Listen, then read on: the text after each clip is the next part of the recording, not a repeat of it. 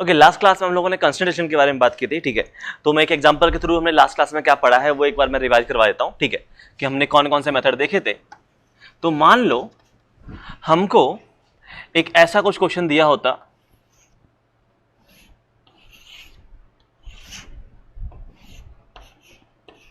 ये है हमारे पास ब्लॉक ए मास m का, और ये है हमारे पास एक दूसरा ब्लॉक b, ठीक है। इसका भी मास हम लोग m मान लेते हैं। ये ब्लॉक A है, ये ब्लॉक B है, और हमें ये अरेंजमेंट गिवन होता, ठीक है। और हमें क्या करना है, हमें यहाँ पे कांस्टेंट रिलेशन निकालना है, ठीक है। तो मान लेते हैं हमें कांस्टेंट रिलेशन निकालना होता इनके वेलोसिटीज के बीच में, ठीक है, या इनके एक्सेलरेशन के बीच में, किसी के बीच में निकालना होता।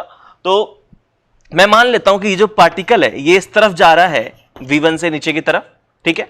तो ये जो पार्टिकल है वो ऊपर जाएगा v2 से, कोई दिक्कत नहीं है, ठीक है। अब यहां पे हमें कांस्टेंट रिलेशन निकालना है, what is the relation between v1 and v2। कैसे निकालेंगे, तो देखो इसको सॉल्व करने के हमने काफी मेथड्स देखे थे, तो मैं एक एक करके सारे मेथड के बारे में बात करता हूं। सबसे पहले हम लोग बात कर रहे हैं मेथड नंबर 1, ठीक है। मेथड नंबर 1 क्या है, मेथड नंबर 1 है हमारा मेथड ऑफ डिफरेंशिएशन, ठीक है। तो मेथड ऑफ डिफरेंशिएशन के बारे में बात कर लेता हूं। तो उसके थ्रू कैसे बात करोगे आप मान लो कि ये वाली लेंथ आपकी L1 है, यहां से और यहां तक की लेंथ L1, यहां से और यहां तक की लेंथ आपकी L2, और ये जो लेंथ है वो आपकी हो जाती है L3। तो आपको देख के ये समझ में आ रहा होगा ये कौन सा है, हमारा मेथड ऑफ डिफरेंशिएशन है। यहां पे आपको देख के समझ में आ रहा होगा कि यहां कॉन्सेप्ट क्या है। कॉन्सेप्ट ये है कि L1 plus L2 plus L3 ये इसकी टोटल लेंथ है, ठीक है। और टोटल लेंथ जो स्ट्रिंग की है वो कांस्टेंट रहनी चाहिए। इसका मतलब अगर मैं बोथ साइड डेरिवेटिव कर दूं तो ये आ जाएगा dl1/dt plus dl2/dt plus dl3/dt equal to 0। कोई दिक्कत नहीं है, ये आ गया क्योंकि L हमारा यहां पे क्या है, कांस्टेंट है।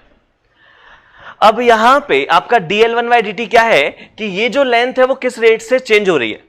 तो जरा आप ध्यान से देखो यहां पे इस लेंथ के बारे में कि ये जो लेंथ है ये पॉइंट तो मूव नहीं कर रहा, ये वाला पॉइंट v1 से नीचे की तरफ जा रहा है। तो क्या ये L लेंथ बढ़ रही है, बिल्कुल बढ़ रही है। तो यहां पे dl1/dt आपका क्या आ जाएगा, प्लस v1 आ जाएगा। ये समझ में आया, कोई दिक्कत नहीं है। dl2/dt क्या है, ये वाला पॉइंट तो मूव नहीं कर रहा, हम लेंथ का चेंज देखते हैं, राइट। ये वाला पॉइंट मूव नहीं कर रहा है, ये वाला पॉइंट जो है वो ऊपर की तरफ जा रहा है v2 से, क्योंकि ये जो पुली है ये ब्लॉक v2 से ऊपर जाएगा तो पुली भी ऊपर v2 से जाएगी, तो ये वाला पॉइंट भी v2 से ऊपर जाएगा। मतलब ये लेंथ क्या हो रही है, कम हो रही है। तो ये आ जाएगा -v2। इस लेंथ के बारे में क्या बोलोगे, ये पॉइंट तो मूव नहीं कर रहा लेकिन ये वाला पॉइंट ऊपर की तरफ जा रहा है, तो ये लेंथ भी कम हो रही है। और किस रेट से कम हो रही है, v2 से। तो यहां से आपका जो कांस्टेंट रिलेशन आ गया वो आ गया v1 = ट्वाइस ऑफ v2, ठीक है। यहां से आप चाहो तो इसको लिख सकते हो x1 = ट्वाइस ऑफ x2, या आप चाहो तो एक्सप्रेशन की फॉर्म में लिख सकते हो a1 = ट्वाइस ऑफ a2। ये है आपका मेथड ऑफ डिफरेंशिएशन, ठीक है, जहां आपको डेरिवेटिव यूज करना पड़ा, कोई दिक्कत नहीं है। और क्या मेथड हो सकता है, इसको सॉल्व करने का एक मेथड और हो सकता है। तो अब हम बात करते हैं मेथड नंबर 2। मेथड नंबर 2 क्या है कि मैंने कुछ फॉर्मूला बताया था। क्या फॉर्मूला बताया था, मैंने फॉर्मूला ये बताया था कि इन 3 पॉइंट्स को हम लोग ऑब्जर्व कर रहे हैं, राइट। तो इन दोनों पॉइंट्स का जो एवरेज आता है वो इसके बराबर होता है। अब ये वाला पॉइंट जो है वो ऊपर जा रहा है v2 से, ठीक है। ये वाला पॉइंट ऊपर जा रहा है v2 से, ये वाला पॉइंट मूव नहीं कर रहा। ये वाला पॉइंट जो है, तो यहां क्या देखोगे, ये वाला पॉइंट v1 से नीचे आ रहा है, तो ये पॉइंट जो है वो v1 से ऊपर जा रहा है। ये समझ में आया। तो मेथड नंबर 2 क्या है, मेथड नंबर 2 ये है कि आपने 3 पॉइंट्स को ऑब्जर्व किया और आपने बोला कि इन दोनों का एवरेज इसके बराबर होगा। तो चाहो तो मैं अलग से फिगर बना देता हूं। यहां पे इस फिगर में मैंने क्या बोला, यहां पे ऐसे कुछ अरेंजमेंट था, ये 0, ये वाला पॉइंट ऊपर जा रहा है v1 से और ये वाला पॉइंट ऊपर जा रहा है v2 से। तो इन दोनों का एवरेज इसके बराबर होना चाहिए, मतलब v2 जो है वो होना चाहिए 0 + v1/2 के बराबर, राइट। तो यहां से रिलेशन क्या आ गया, v1 = ट्वाइस ऑफ v2। क्या फिर से सेम रिलेशन आया, बिल्कुल। तो ये हमारा एक और अलग तरीका था जहां हमने फॉर्मूला ड्राइव किया था एवरेज वाला, हमने उसके थ्रू सॉल्व किया, ठीक है। और क्या मेथड हो सकते हैं इसको सॉल्व करने के? इसको सॉल्व करने का एक और मेथड है, वो भी देख लो। मेथड नंबर 3, जो कि मेथड नंबर 2 जैसा ही है। मेथड नंबर 3 क्या है? मेथड नंबर 3 ये है कि आप यहां फिगर बना के देख लो कि यहां पे हो क्या रहा है। तो अगर यहां आप फिगर बना के देखोगे तो कैसा होगा, मैं इसी फिगर को बनाता हूं, ठीक है। ये मास m है,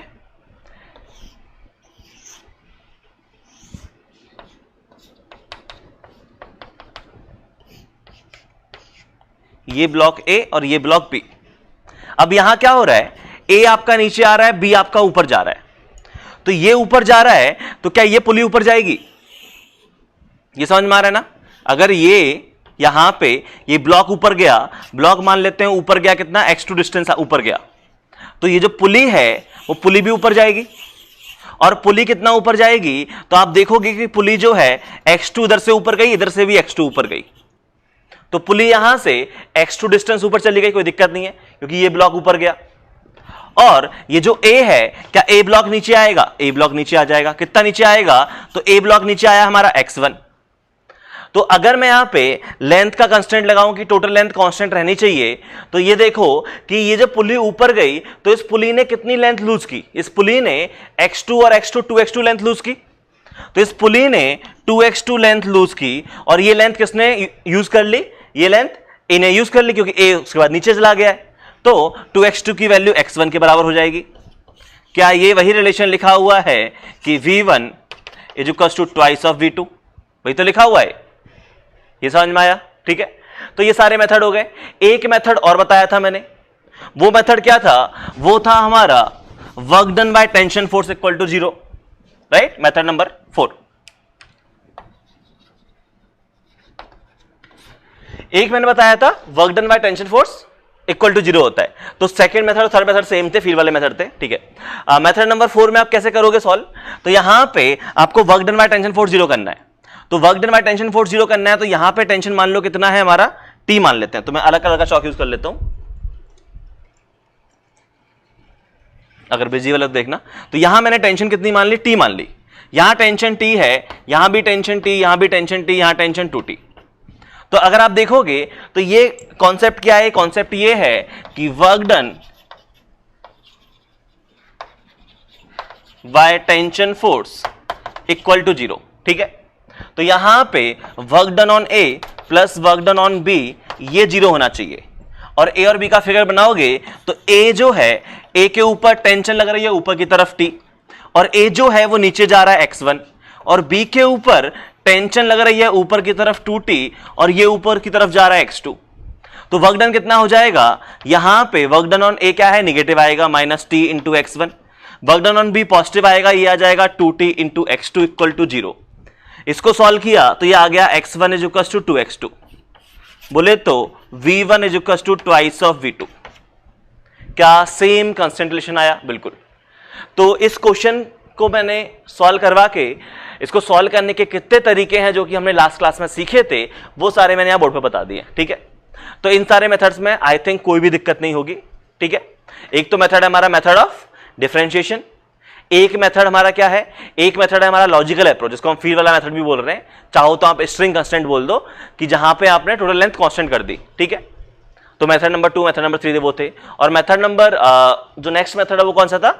work done by tension force equal to 0 या power supplied by tension force equal to 0, कोई दिक्कत नहीं है। तो ये सारे हम कर चुके हैं, ठीक है।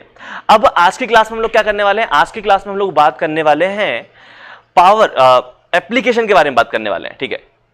तो आज की क्लास में हम जो हम लोग करने वाले हैं, क्या करने वाले हैं? आज की क्लास में हम लोग करने वाले हैं एप्लीकेशन ऑफ कंसंट्रेशन के बारे में बात, कि ये जो हमने कंसंट्रेशन सीखा है इसके क्या एप्लीकेशन है, हम उसके बारे में बात करेंगे, ठीक है। तो पहले हम हटा देते हैं, फिर बात करते हैं। तो अब हम लोग एप्लीकेशन के बारे में बात कर रहे हैं, एप्लीकेशन ऑफ कांस्टेंट रिलेशन।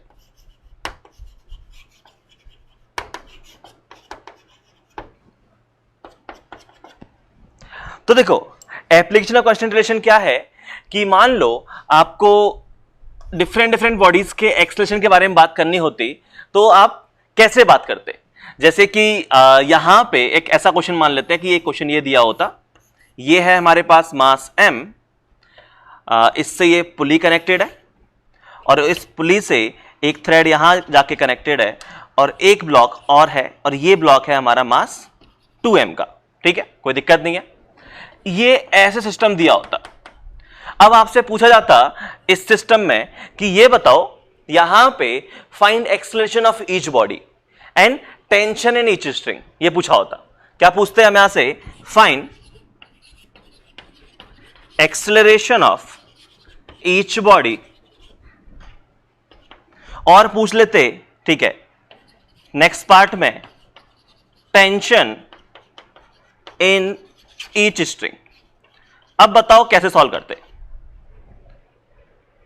तो देखो, आपको यहां पे इस तरीके के सेटअप को सॉल्व करना है तो आपको पहले तो यह समझ में आना चाहिए कि इस बॉडी का और इस बॉडी का, अगर इस बॉडी को नाम ए दे दूं, इसको नाम बी दे दूं, तो इन दोनों के एक्सेलरेशन के बीच में कांस्टेंट रिलेशन होगा, राइट? तो जैसे हम नॉर्मली सॉल्व करते थे application of Newton second law, अगर तुम्हें याद होगा, ठीक है, तो application of Newton second law में जैसे जिस तरीके से हमने क्वेश्चन सॉल्व किए थे, सेम तरीके से हम यहां क्वेश्चन सॉल्व करने वाले हैं। वही स्टेप्स होंगी जो हमने वहां फॉलो की थी। ठीक है, जब भी ऐसा कोई क्वेश्चन आए तो स्टेप्स क्या है कि आपको करना क्या है? स्टेप नंबर 1, सबसे पहला draw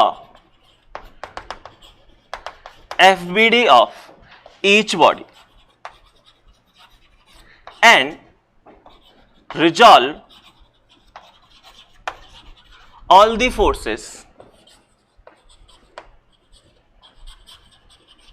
along XY axis, right? जो भी फोर्सेस है उनके कंपोनेंट कर लो और FBD बना लो। पहला काम तो ये है। ठीक है, तो क्या करूं मैं? बॉडी ए और बॉडी बी का FBD बनाऊं। तो बॉडी ए और बॉडी बी का FBD बनाऊंगा तो मुझे टेंशन फोर्स मानना पड़ेगा। तो मैंने क्या किया, यहां टेंशन फोर्स T मान लिया, यहां टेंशन फोर्स T, तो यहां टेंशन फोर्स कितना आ गया? 2T। तो यहां टेंशन फोर्स कितना आ गया? 2T। तो यहां टेंशन फोर्स कितना आ गया? 4T। मैंने टेंशन फोर्स मान लिया। अब मुझे FBD बनाना है ए और बी का, तो चलो मैं ए का FBD बनाता हूं। तो ये जो बॉडी ए है, बॉडी ए पे नीचे की तरफ लग रहा होगा एक mg फोर्स और ऊपर की तरफ लग रहा होगा एक टेंशन फोर्स 2T। और बॉडी बी जो है, बॉडी बी पे नीचे की तरफ लग रहा होगा एक 2mg फोर्स और ऊपर की तरफ लग रहा होगा एक टेंशन फोर्स। कोई दिक्कत नहीं है। अब आपने FBD बना लिया, उसके बाद क्या करना है? उसके बाद आपको करना क्या है? आपको यहां पे जो नेक्स्ट स्टेप है, ठीक है, उसमें आपको करना क्या है? यहां पे step number 2, find constant relation.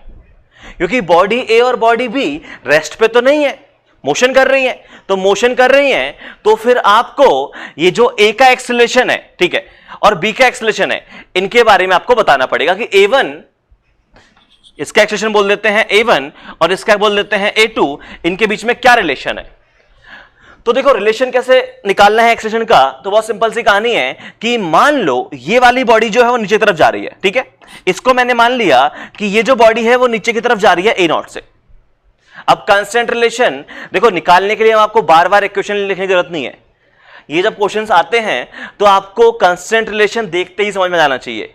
इसीलिए मैंने 4 मेथड सिखाए हैं, एक अलग से क्लास ली है जहां पूरी क्लास में सिर्फ यही सिखाया है कि कांस्टेंट रिलेशन निकालते कैसे हैं।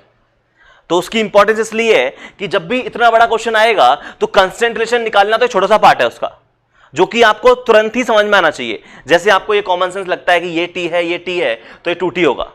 सिमिलरली आपको इनके कांस्टेंट रिलेशन भी कॉमन सेंस लगने चाहिए। तो कैसे निकालोगे? तो आपने मान लिया कि ये जो बॉडी है वो A0 से नीचे तरफ जा रही है। देखो, बॉडी ऊपर जा रही है कि नीचे जा रही है उसकी टेंशन कभी मत लेना, क्योंकि वेक्टर क्वांटिटी है, नेगेटिव आंसर आएगा। इसका मतलब क्या है कि मैंने डायरेक्शन उल्टी मान ली होगी, तो उसकी टेंशन नहीं लेनी है अपने को। अपन ने मान लिया कि A0 से नीचे जा रही है। अगर ये A0 से नीचे जा रही है तो जरा ध्यान से देखो कंसंट्रेशन कैसे निकालेंगे। तो ये मैंने माना है कि ये जो A0 से नीचे की तरफ जा रही है, ठीक है, तो ये जाएगा नीचे A0 से, ये पॉइंट जाएगा नीचे की तरफ 0 से, तो ये वाला पॉइंट नीचे की तरफ कितने से जाएगा? 2A0 से जाएगा। मतलब ये जो है A1, ये 2A0 से ऊपर की तरफ जाएगा। क्या आपको ये चीज देख के समझ में आ गई? मैंने अप्लाई किया है एवरेज वाला मेथड, ठीक है, फील वाला मेथड। आप चाहो तो वर्क डन बाय टेंशन या कोई भी अप्लाई कर सकते हो, जो आपकी इच्छा है, जिसमें आप कंफर्टेबल हो, ठीक है। लेकिन ये समझ में आना चाहिए, इसका एक्सेलरेशन अगर A0 माना नीचे की तरफ, तो इसका एक्सेलरेशन 2A0 आएगा ऊपर की तरफ। मतलब आपने कांस्टेंट रिलेशन निकालना है, तो कांस्टेंट रिलेशन निकाल के आपने क्या बोला कि A1 जो है वो है आपका 2A0, A1 आपने माना है ऊपर की तरफ, A2 आपने माना है नीचे की तरफ, और A2 जो है मान लिया वो आपने माना है A0। ये तो माना आपने, बोला A2 A0 है, तो A1 जो है उसका ट्वाइस है। तो कांस्टेंट रिलेशन आपने क्या निकाला, आपने कांस्टेंट रिलेशन ये निकाल दिया कि जो एक्सेलरेशन ऑफ बी होगा उसका ट्वाइस करोगे तो आपको एक्सेलरेशन ऑफ बॉडी 1 मिल जाएगा। यही तो था कांस्टेंट रिलेशन, ठीक है। तो ऐसा रिलेशन लिखने की जरूरत नहीं है, आप सिंपल क्या लिखो, जो मैंने यहां फिगर में बनाया वैसे लिख दो, ये A0 और ये 2A0, इतना काफी है, कोई दिक्कत नहीं है। तो ये कितने से जा रहा है ऊपर, ये ऊपर जा रहा है A0 से, और ये नीचे जा रहा है कितने से, सॉरी उल्टा कर दिया क्या मैंने, ये नीचे जा रहा है A0 से और ये ऊपर जा रहा है कितने से, 2A0 से, कोई दिक्कत नहीं है। अब यहां पे स्टेप नंबर 3 क्या है, स्टेप नंबर 3 ये है कि आप क्या करो, उसके बाद अप्लाई द कंडीशन। आपको क्या कंडीशन समझ में आ रही है, आप वो कंडीशन अप्लाई कर दो। तो स्टेप नंबर 3 देखो, स्टेप नंबर 3 ये है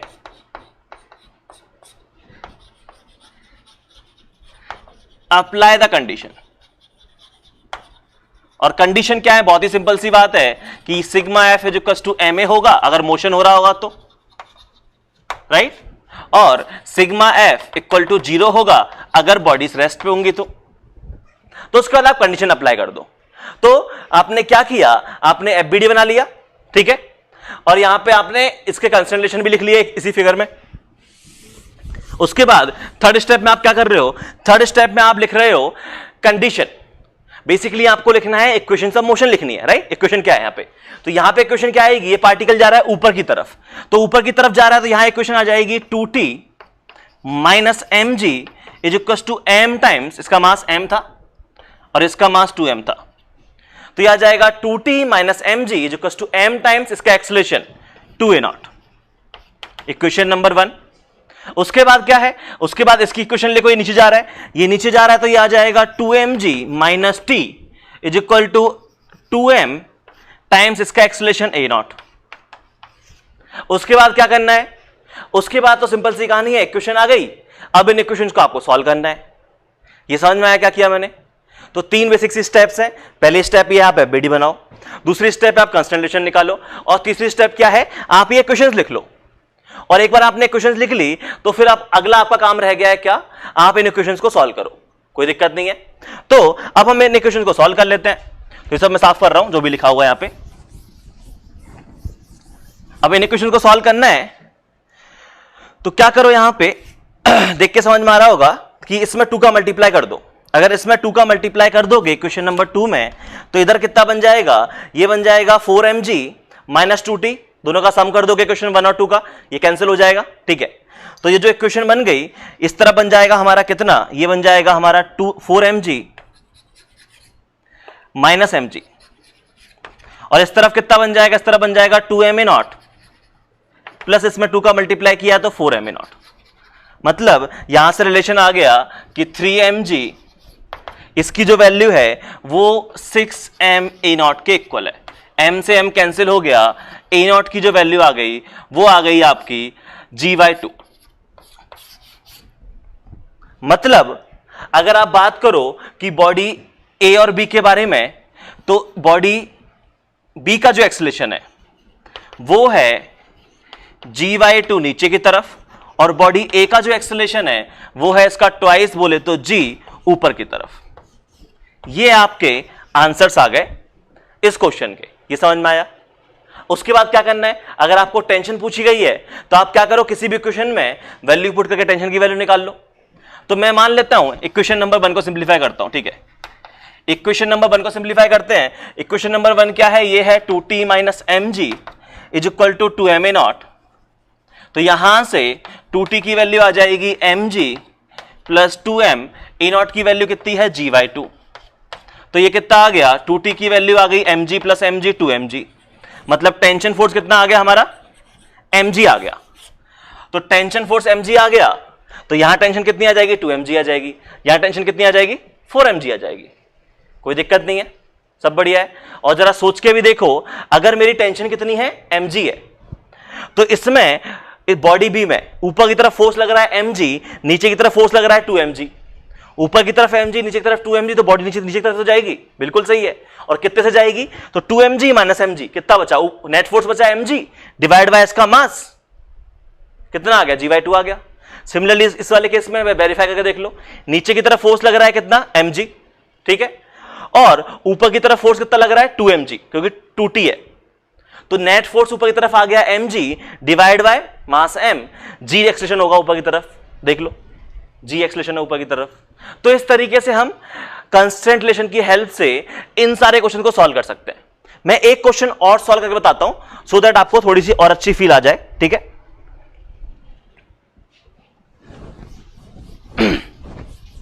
और याद रखना ज्यादा मेहनत करने की जरूरत है नहीं, आप फटाफट सॉल्व करो, ठीक है। तो जैसे कि एक एग्जांपल और देख लेते हैं, तो चलो मैं यहां पे डेटा मान लेता हूं, ऐसा कुछ एक ब्लॉक रखा हुआ है, ये पुली है, ये एक और ब्लॉक है, और ये फिर एक और ब्लॉक है, ठीक है। अब आपकी मर्जी है क्या मास मानने हैं, तो चलो मैं इसका क्या करता हूं, न्यूमेरिकल डेटा मान के सॉल्व कर लेता हूं। तो इसको मान लेता हूं मैं 2 kg, इसको मान लेता हूं 4 kg, कोई दिक्कत नहीं है, ठीक है। अब यहां पे इसका नाम A होता, इसका नाम B होता। आपसे पूछा गया find acceleration of each body, आपको हर एक बॉडी का एक्सेलरेशन निकालना है, और एक्सेलरेशन निकाल लिया तो उसके बाद आप टेंशन भी निकाल सकते हो, है ना। तो यहां पे कैसे सॉल्व करते हैं इस क्वेश्चन को, तो देखो काफी आसान है इन क्वेश्चन को सॉल्व करना। ये क्वेश्चन दिया हुआ है, सबसे पहला काम क्या है, सबसे पहले तो आप टेंशन मान लो, ठीक है। तो मैंने यहां पे टेंशन मान ली कितना? T मान ली, यहां टेंशन T, यहां टेंशन T, तो यहां टेंशन आ गई 2T, कोई दिक्कत नहीं है, ठीक है, क्योंकि FBD बनाऊंगा तो टेंशन मुझे चाहिए होगी हर जगह। और साथ में क्या करो, आप साथ में कांस्टेंट रिलेशन भी बना लो। ये समझ में आया कि आपने FBD के लिए टेंशन बना ली, अब आप कांस्टेंट रिलेशन भी मान लो। तो कैसे मानोगे, तो मान लो कि ये बॉडी जो है वो नीचे की तरफ जा रही है A0 से, मान लेते हैं, मानने में क्या बुराई है। अगर ये A0 से जाएगा नीचे की तरफ, ठीक है, तो ये वाली बॉडी इधर जा रही है 0 से, ये वाली बॉडी तो कहीं मूव नहीं कर रहे वाला पॉइंट, ये वाला पॉइंट कितने से मूव करेगा? नीचे की तरफ मूव करेगा 2A0 से, मतलब ये जो बॉडी B है ये आगे की तरफ मूव करेगी 2A0 से। ये समझ में आया कांस्टेंट रिलेशन? कांस्टेंट रिलेशन भी मान लिया, कोई दिक्कत नहीं है। अब क्या है, सॉल्व कर दो। तो सॉल्व करने का तरीका क्या है कि देखो मैं यहां पे क्या करूंगा, A का FBD बनाऊंगा, बॉडी A का FBD बनाऊंगा, तो A पे नीचे की तरफ इसका लगेगा mg फोर्स 20, ऊपर की तरफ लगेगा इस पे 2T, और ये जो बॉडी है वो नीचे की तरफ जा रही है A0 से। उसके बाद मैंने बॉडी B ली, बॉडी B का FBD बनाया, तो इस तरफ इस पे लगा टेंशन फोर्स, ठीक है, यहां पे इसका खुद का लगा 40, ये लगा नॉर्मल रिएक्शन, कोई दिक्कत नहीं है। और ये बॉडी जो है वो इस तरफ जा रही है कितने से? 2A0 से। ये समझ में आ गया, ठीक है। इक्वेशन लिख लो, इसके लिए इक्वेशन लिखोगे तो क्या आ जाएगा, ये आ जाएगा 20 minus 2T is equal to 2A0। इसके लिए इक्वेशन लिखोगे क्या आ जाएगा, ये आ जाएगा T is equal to 4 times इसका एक्सेलरेशन 2A0, ठीक है। क्या करो, इस इक्वेशन में 2 का मल्टीप्लाई करके दोनों का सम कर दो, तो ये इधर कितना बन जाएगा, इधर बन जाएगा 20, ये कितना बन जाएगा, ये बन जाएगा 4, और इसमें 2 का मल्टीप्लाई किया तो कितना था 8, 16 हो जाएगा, प्लस 2 18 हो जाएगा, तो 18A0। तो यहां से आपको A0 की वैल्यू कितनी मिल गई, ये मिल गई 20/18, बोले तो 10/9 मीटर पर सेकेंड स्क्वायर, ये मिल गया आपको, ठीक है। अब A0 की वैल्यू मिल गई तो आपको एक्सेलरेशन लिख दो, बॉडी A का एक्सेलरेशन कितना है, अगर आंसर लिखना है तो बॉडी A का जो एक्सेलरेशन है वो है नीचे की तरफ 10/9, और बॉडी B का जो एक्सेलरेशन है वो कितना है, इसका डबल, तो 20/9 आगे की तरफ। ये लो, ये हो गया आंसर्स। ये समझ में आया ना, ज्यादा कुछ खास नहीं कर रहे हैं, बहुत सिंपल सी कहानी है। तो पहले जो जो चीजों की आपको जरूरत है वो वेरिएबल्स आप यही मान लो, आपने टेंशन मान लिया, एक्सेलरेशन मान लिया, कांस्टेंट रिलेशन निकाल लिया, FBD बनाया, इक्वेशन लिखी, सॉल्व कर दिया, समझ में आ गया, कोई दिक्कत नहीं है। तो अब इसी तरीके के कुछ क्वेश्चंस की प्रैक्टिस मैं इस क्लास में करवाऊंगा, तो मैं कुछ क्वेश्चन लिख के दे रहा हूं जो आपको सॉल्व करने हैं, ठीक है। चलो ओके, सामने 4 क्वेश्चन लिखे हुए हैं, ठीक है। हर एक क्वेश्चन में क्या करना है आपको, हर एक क्वेश्चन में find acceleration of each body, जितनी भी बॉडीज हैं आपको उन सबका एक्सेलरेशन निकालना है, कोई दिक्कत नहीं है, ठीक है। और चलो टेंशन फोर्स भी निकालो, है ना, find acceleration of each body, and next part है टेंशन इन ईच स्ट्रिंग। तो आप एक स्ट्रिंग में टेंशन निकाल दो, बाकी सब में उसी का मल्टीपल होगा, ठीक है। तो आपको हर एक केस में एक्सप्रेशन भी निकालना है और टेंशन फोर्स भी निकालना है, कोई दिक्कत नहीं है, चले, ठीक है। तो ये क्वेश्चन से फटाफट सॉल्व करो। लास्ट क्वेश्चन में मैं हिंट दे देता हूं। वैसे इस वाले क्वेश्चन में हिंट क्या है कि आपको देख के ही समझ में आ रहा होगा इस क्वेश्चन में हो क्या रहा है कि ये जो बॉडी है और ये जो बॉडी है, क्या दोनों बॉडीज का acceleration due to symmetry same होगा? एक्सेलरेशन का मैग्नीट्यूड, क्योंकि इक्वेशन क्या लिखोगे, t इक्वल्स टू ma, यहां भी इक्वेशन क्या लिखोगे, t equals to m into इसका एक्सप्रेशन। तो दोनों के लिए एक्सप्रेशन सेम होगा। और अगर इसका एक्सप्रेशन a0 है, इसका एक्सप्रेशन a0 है, तो ये पॉइंट a0 से नीचे आएगा, ये पॉइंट a0 से नीचे आएगा, तो ये वाला पॉइंट a0 से नीचे जाएगा, मतलब c का एक्सेलरेशन भी नीचे की तरफ कितना आ जाएगा, a0 आ जाएगा। ये मैंने लास्ट क्वेश्चन में हिंट दी है, ठीक है। तो 4 क्वेश्चन है, फटाफट सॉल्व करो, सॉल्व करने का टाइम मिलेगा 10 मिनट। चलो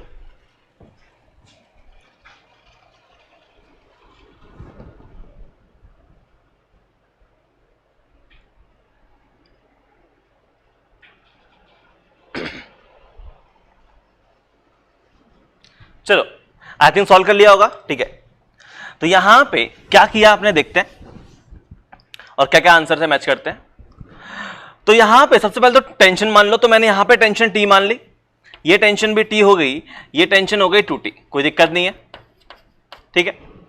और यहां पे मुझे एक्सेलरेशन मानना है, तो मैं इसका एक्सेलरेशन इस तरफ मान लेता हूं A0, इसका एक्सेलरेशन A0 माना, ये A0 है, ये 0 है, तो क्या इसका एक्सेलरेशन नीचे की तरफ आ जाएगा 2A0, इसमें तो कोई दिक्कत नहीं है, ठीक है, कांस्टेंट रिलेशन आ गया। अब आपको इक्वेशंस लिखनी है, तो आप इक्वेशन क्या लिखोगे, तो देखो मैं इसी में इक्वेशन बना के लिख देता हूं, अलग से एबीडी नहीं बना रहा हूं। यहां पे आगे की तरफ लगेगा 2T फोर्स, तो इसके लिए जो इक्वेशन आ जाएगी वो आ जाएगी 2T is equals to mass into acceleration. इसका एबीडी बनाओगे तो यहां पे नीचे की तरफ लगेगा 30, ऊपर की तरफ लगेगा T, और ये पार्टिकल जा रहा है नीचे की तरफ, तो ये आ जाएगा 30 minus T is equal to इसका मास इनटू इसका एक्सेलरेशन, यही हो जाएगा। क्या करो, इस इक्वेशन नंबर 2 में आप मल्टीप्लाई कर दो, किसका, 2 का मल्टीप्लाई करके पहले में ऐड कर दो। तो 2 का मल्टीप्लाई करके फर्स्ट में ऐड करेंगे तो यहां कितना बन जाएगा, ये इस तरफ बन जाएगा 60, ये कितना हो जाएगा, ये हो जाएगा 2A0 प्लस ये 6 है, 6 में 2 का मल्टीप्लाई किया है 12A0, तो यहां से आ गया 14A0, इसकी वैल्यू 60, मतलब A0 की वैल्यू कितनी आ गई, ये आ गई 30/7।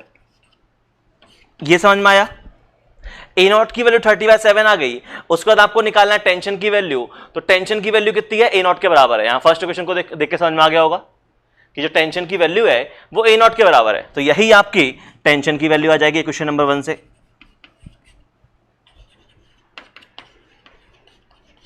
कोई दिक्कत नहीं है, ये तो हो गया हमारा फर्स्ट क्वेश्चन, ठीक है। देन हम लोग बात कर रहे हैं क्वेश्चन नंबर 2 में।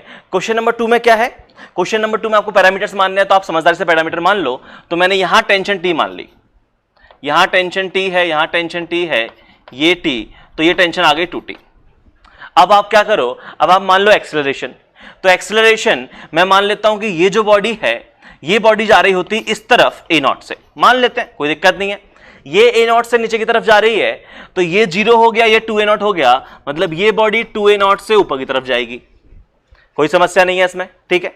अब इसको सॉल्व करना है, तो पहले तो इस थोड़ा जगह बना लेते हैं यहां पे सॉल्व करने के लिए। चलो अब एफबीडी बनाओ। इसका एफबीडी बनाओगे तो यहां इसके लिए इक्वेशन क्या आएगी, ऊपर की तरफ फोर्स लगेगा 2T और नीचे की तरफ लगेगा mg, तो इसकी जो इक्वेशन बनेगी वो आपकी बन जाएगी mg minus 2T equal to m A0। कोई दिक्कत नहीं है इस चीज में, ठीक है। इसका एफबीडी बनाओगे तो यहां पे इधर लगेगा mg का साइन थीटा, तो 2mg का साइन 30 कितना आ जाएगा, mg आ जाएगा, ये समझ में आया। और इधर लग रहा है टेंशन फोर्स, तो यहां इक्वेशन क्या बनेगी, यहां इक्वेशन बन जाएगी T माइनस mg, कोई दिक्कत नहीं है। यहां इक्वेशन बन जाएगी T माइनस mg, इसकी वैल्यू कितनी है, ये है 2m इंटू 2A0। क्या करो, इक्वेशन नंबर 2 में 2 का मल्टीप्लाई करके सम कर देते हैं, 2 का मल्टीप्लाई करके सम किया तो ये देखिए कितना बन जाएगा, ये बन जाएगा mg माइनस 2mg, इस तरफ कितना बन जाएगा, ये बन जाएगा ma0, और ये कितना बन जाएगा 4 का मैं 2 का मल्टीप्लाई कर दिया 8ma0। ठीक है, ढंग से सॉल्व करो। ये आ गया इस तरफ -mg is equal to 9ma0। m से m कैंसिल हो गया, a0 की वैल्यू आ गई -gy9। मैंने पहले ही बोला था कि अगर तुमने डायरेक्शन उल्टी मान ली होगी तो तुम्हारा आंसर अपने आप निगेटिव आ जाएगा। निगेटिव का मतलब यह है कि ये बॉडी 2a0 से नीचे की तरफ जा रही है और ये बॉडी a0 से ऊपर की तरफ जा रही है। ये समझ में आ गया, कोई दिक्कत नहीं है।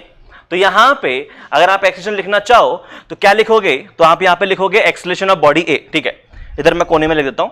तो एक्सेलरेशन ऑफ बॉडी ए जो है, बॉडी ए एक्चुअली ऊपर जा रही होगी कितने से, gy9 से, और बॉडी बी जो है वो एक्चुअली नीचे की तरफ जा रही होगी कितने, इसका ट्वाइस से, तो 2gy9 से इधर आ रही होगी। कोई दिक्कत नहीं है। और आपको टेंशन फोर्स निकालना है तो किसी भी इक्वेशन में वैल्यू पुट कर दो। इक्वेशन नंबर 2 में वैल्यू पुट करके हम टेंशन फोर्स निकाल लें, निकाल लेते हैं। ठीक है, तो इक्वेशन नंबर 2 क्या थी आपकी, इक्वेशन नंबर 2 थी ये हमने इसके लिए लिखी थी। ठीक है, तो इक्वेशन नंबर, या मैं वापस लिखता हूं, मैं भूल गया हूं क्या थी। तो इसके लिए इक्वेशन क्या लिखी थी हमने, वो लिखी थी हमने t minus mg is equal to 2m into 2a0। यही इक्वेशन लिखी थी इसके लिए। ठीक है, इक्वेशन नंबर 2 इसको सॉल्व कर लेते हैं। तो यहां से t की वैल्यू आ जाएगी mg प्लस 4m, a0 की वैल्यू कितनी है, -gy9 है। ठीक है, a0 की वैल्यू है -gy9, तो ये कितना हो जाएगा, ये हो जाएगा mg माइनस 4mg/9। तो टेंशन आ गया अपने आप 5mg/9। टेंशन फोर्स तो पॉजिटिव ही आना चाहिए क्योंकि फोर्स है, फोर्स को तो फर्क नहीं पड़ता है ब्लॉक नीचे जाएगा कि ऊपर जाएगा, टेंशन की तो जो वैल्यू है वही आएगी। तो टेंशन की वैल्यू क्या आ गई, 5mg/9। ठीक है, तो इसका 2t करोगे तो कितना आ जाएगा, 10mg/9। कोई दिक्कत नहीं है, यहाँ पे ये क्वेश्चन भी सॉल्व हो गया। ठीक है, चलो आगे बढ़ते हैं। उसके बाद हम लोग बात कर रहे हैं क्वेश्चन नंबर 3 के बारे में। ये सब साफ कर देते हैं पहले, हाँ अब देखते हैं। क्वेश्चन नंबर 3 में आपको फिर से वही मानना पड़ेगा, टेंशन मान लो। तो यहां पे टेंशन T, यहां पे टेंशन T, यहां पे टेंशन T, यहां पे टेंशन 2T। कोई दिक्कत नहीं है। आपको एक्सेलरेशन मानना है तो एक्सेलरेशन हम लोग क्या मान लेते हैं, आपने मान लिया किस बॉडी का, इस बॉडी का मान लेते हैं हम a0। इस तरफ ये नीचे की तरफ a0 से जा रही है, ये 0, तो ये ऊपर जाएगा, ये हमारी बॉडी नीचे आ रही होगी 2a0 से, तो ये बॉडी ऊपर जा रही होगी 2a0 से। इसमें कोई दिक्कत नहीं है। ठीक है, इसमें कोई दिक्कत नहीं है। तो बॉडी ए और बी का एफबीडी बना लो। ये बॉडी ए है हमारे पास, ए है 2 kg की बॉडी। ए पे ऊपर की तरफ फोर्स लग रहा है टेंशन, नीचे की तरफ 20, और ये बॉडी 2a0 से ऊपर जा रही है। और बॉडी बी के बारे में बात करोगे तो बॉडी बी क्या है आपकी, बॉडी बी है 3 kg की बॉडी है, और इस पे ऊपर की तरफ फोर्स लग रहा है 2t, नीचे की तरफ 30, और ये बॉडी जो है वो नीचे की तरफ जा रही है a0 से। कैसे सॉल्व करोगे, इक्वेशन लिख दो। इसकी इक्वेशन आ जाएगी t minus 20 is equal to twice of 2a0। इसकी इक्वेशन आ जाएगी 30 minus 2t is equal to 3 times of a0। क्या करो, सिंप्लीफाई कर लेते हैं। ठीक है, इसमें 2 का मल्टीप्लाई कर देते हैं फर्स्ट इक्वेशन में, और दोनों का सम कर देते हैं। तो ये कितना हो जाएगा, ये हो जाएगा 30 माइनस 40, और ये कितना बन जाएगा, ये 4 है, 2 का मल्टीप्लाई किया 8 प्लस 3 11a0। तो ये आ गया -10 is equal to 11a0। a0 की जो वैल्यू है वो आ जाएगी -10/11। माइनस क्या इंडिकेट कर रहा है, माइनस ये इंडिकेट कर रहा है यहां पे कि डायरेक्शन अपोजिट होगी। कोई दिक्कत नहीं है। और क्या निकालना है, टेंशन फोर्स की वैल्यू निकालनी है। तो इक्वेशन नंबर 1 को यूटिलाइज कर लो। अगर आपको टेंशन फोर्स की वैल्यू निकालनी है तो इक्वेशन नंबर 1 क्या है, ये है 20 प्लस 4a0। ये आ जाएगा 20 प्लस 4, ए की वैल्यू कितनी है, -10/11। याद रखना, आप जो जहां पे इक्वेशन यूज कर रहे हो वो जिस इक्वेशन से आपने सॉल्व करके आंसर निकाला है वही इक्वेशन यूज करना। ठीक है, तो ये बन जाएगी नेगेटिव वैल्यू, तो नेगेटिव वैल्यू पुट करनी है। तो ये कितना बन गया, ये बन गया हमारा 20 माइनस 40/11। कोई दिक्कत नहीं है। ये कितना हो जाएगा, ये हो जाएगा 220 माइनस 40 डिवाइड बाय 11, ये आ जाएगा हमारा 180/11। ये हमारा आ गया टेंशन फोर्स। कोई दिक्कत नहीं है, सब बढ़िया यहां तक। ठीक है, उसके बाद हम लोग बात कर रहे हैं किसके बारे में, नेक्स्ट क्वेश्चन के बारे में। उससे पहले मैं पूरा साफ कर लेते हैं।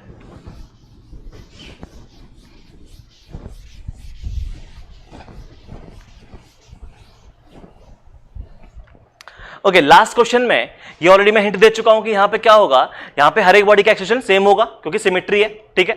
सिमेट्री की वजह से हर एक बॉडी का एक्सलेशन सेम आ गया है। और कैसे देखा मैंने, तो मैंने यहां पे देखा T इक्वल्स टू m, इसके क्वेश्चन बनेगी T equals to m a1, इसके क्वेश्चन बनेगी T equals to m a2। तो सेम इक्वेशन है तो एक्सलेशन भी सेम होगा। ये समझ में आ रहा है क्या किया मैंने, ठीक है। अदरवाइज आपको मानना तो a1 a2 a3 चाहिए था, लेकिन सिमेट्री थी इसलिए a1 a2 और a3 तीनों की वैल्यू a0 आ गई है। फिर टेंशन मान लो, टेंशन यहां पे क्या मानी है, तो टेंशन आपने मान ली ये T तो ये 2T। FBD बना लेते हैं, तो FBD बनाएंगे तो यहां पे क्या लग जाएगा, टेंशन फोर्स T। इसकी इक्वेशन क्या आ जाएगी, इसकी इक्वेशन आ जाएगी T equals to m a0। Similarly यहां पे आगे की तरफ टेंशन फोर्स लगेगा T, और इसकी इक्वेशन क्या आ जाएगी, इसकी इक्वेशन में आ जाएगी T equals to m a0। इसका FBD बनाओगे तो इस पे नीचे की तरफ लग रहा होगा mg और ऊपर की तरफ लग रहा है 2T। तो इसकी इक्वेशन क्या आ जाएगी, ये आ जाएगी mg माइनस 2T, इसकी वैल्यू m इंटू a0। कोई दिक्कत नहीं है, क्या करो तीनों इक्वेशन का सम कर दो, तो ये आ गया mg is equals to 3m a0, m से m कैंसिल हो गया, a0 की वैल्यू आ गई g/3 इस केस में, और a की वैल्यू g/3 आ गई, तो यहां से टेंशन की वैल्यू कितनी आ जाएगी, mg/3 आ जाएगी, क्योंकि टेंशन क्या था, टेंशन था m a0 के इक्वल। ये समझ में आ गया। तो इस तरीके से हमने चारों क्वेश्चन सॉल्व कर लिए, ठीक है। अब मैं आगे और क्वेश्चन दे रहा हूं जो कि और भी अच्छे क्वेश्चन हैं, करने में और मजा आएगा, ठीक है। चलो आगे बात करते हैं। ओके, सामने 3 क्वेश्चन लिखे हुए हैं, ठीक है। हर एक क्वेश्चन में क्या करना है आपको, हर एक बॉडी का एक्सलेशन फाइंड आउट करना है, कोई दिक्कत नहीं है। और जो लास्ट क्वेश्चन है, क्वेश्चन नंबर 7, ये काफी अच्छा क्वेश्चन है, ठीक है। तो 3 क्वेश्चन है, सॉल्व करने के लिए टाइम देता हूं मैं 5 से 10 मिनट, ठीक है। तो 5-10 मिनट का टाइम लो और फटाफट इन 3 क्वेश्चन को सॉल्व करो, ठीक है। फिर लोग आगे बात करते हैं।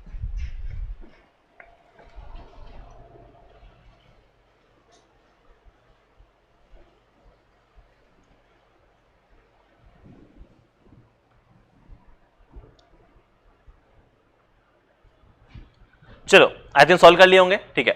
सॉल्व करने का तरीका क्या है, वही सेम तरीका है, कुछ खास इस वाले में करना नहीं है इन दोनों क्वेश्चंस में। तो यहां पे क्या करो, टेंशन मान लो कहीं पे भी, तो मान लेते हैं हमने टेंशन यहां पे T मान ली, ठीक है। और इसका यहां पे टेंशन T है, तो यहां टेंशन कितनी हो जाएगी, T/2। यहां टेंशन कितनी हो जाएगी, T/2। कोई दिक्कत नहीं है, ये भी T/2, ये भी T/2। तो यहां टेंशन कितनी आ गई, T आ गई। ये तो काफी सही बात हो गई।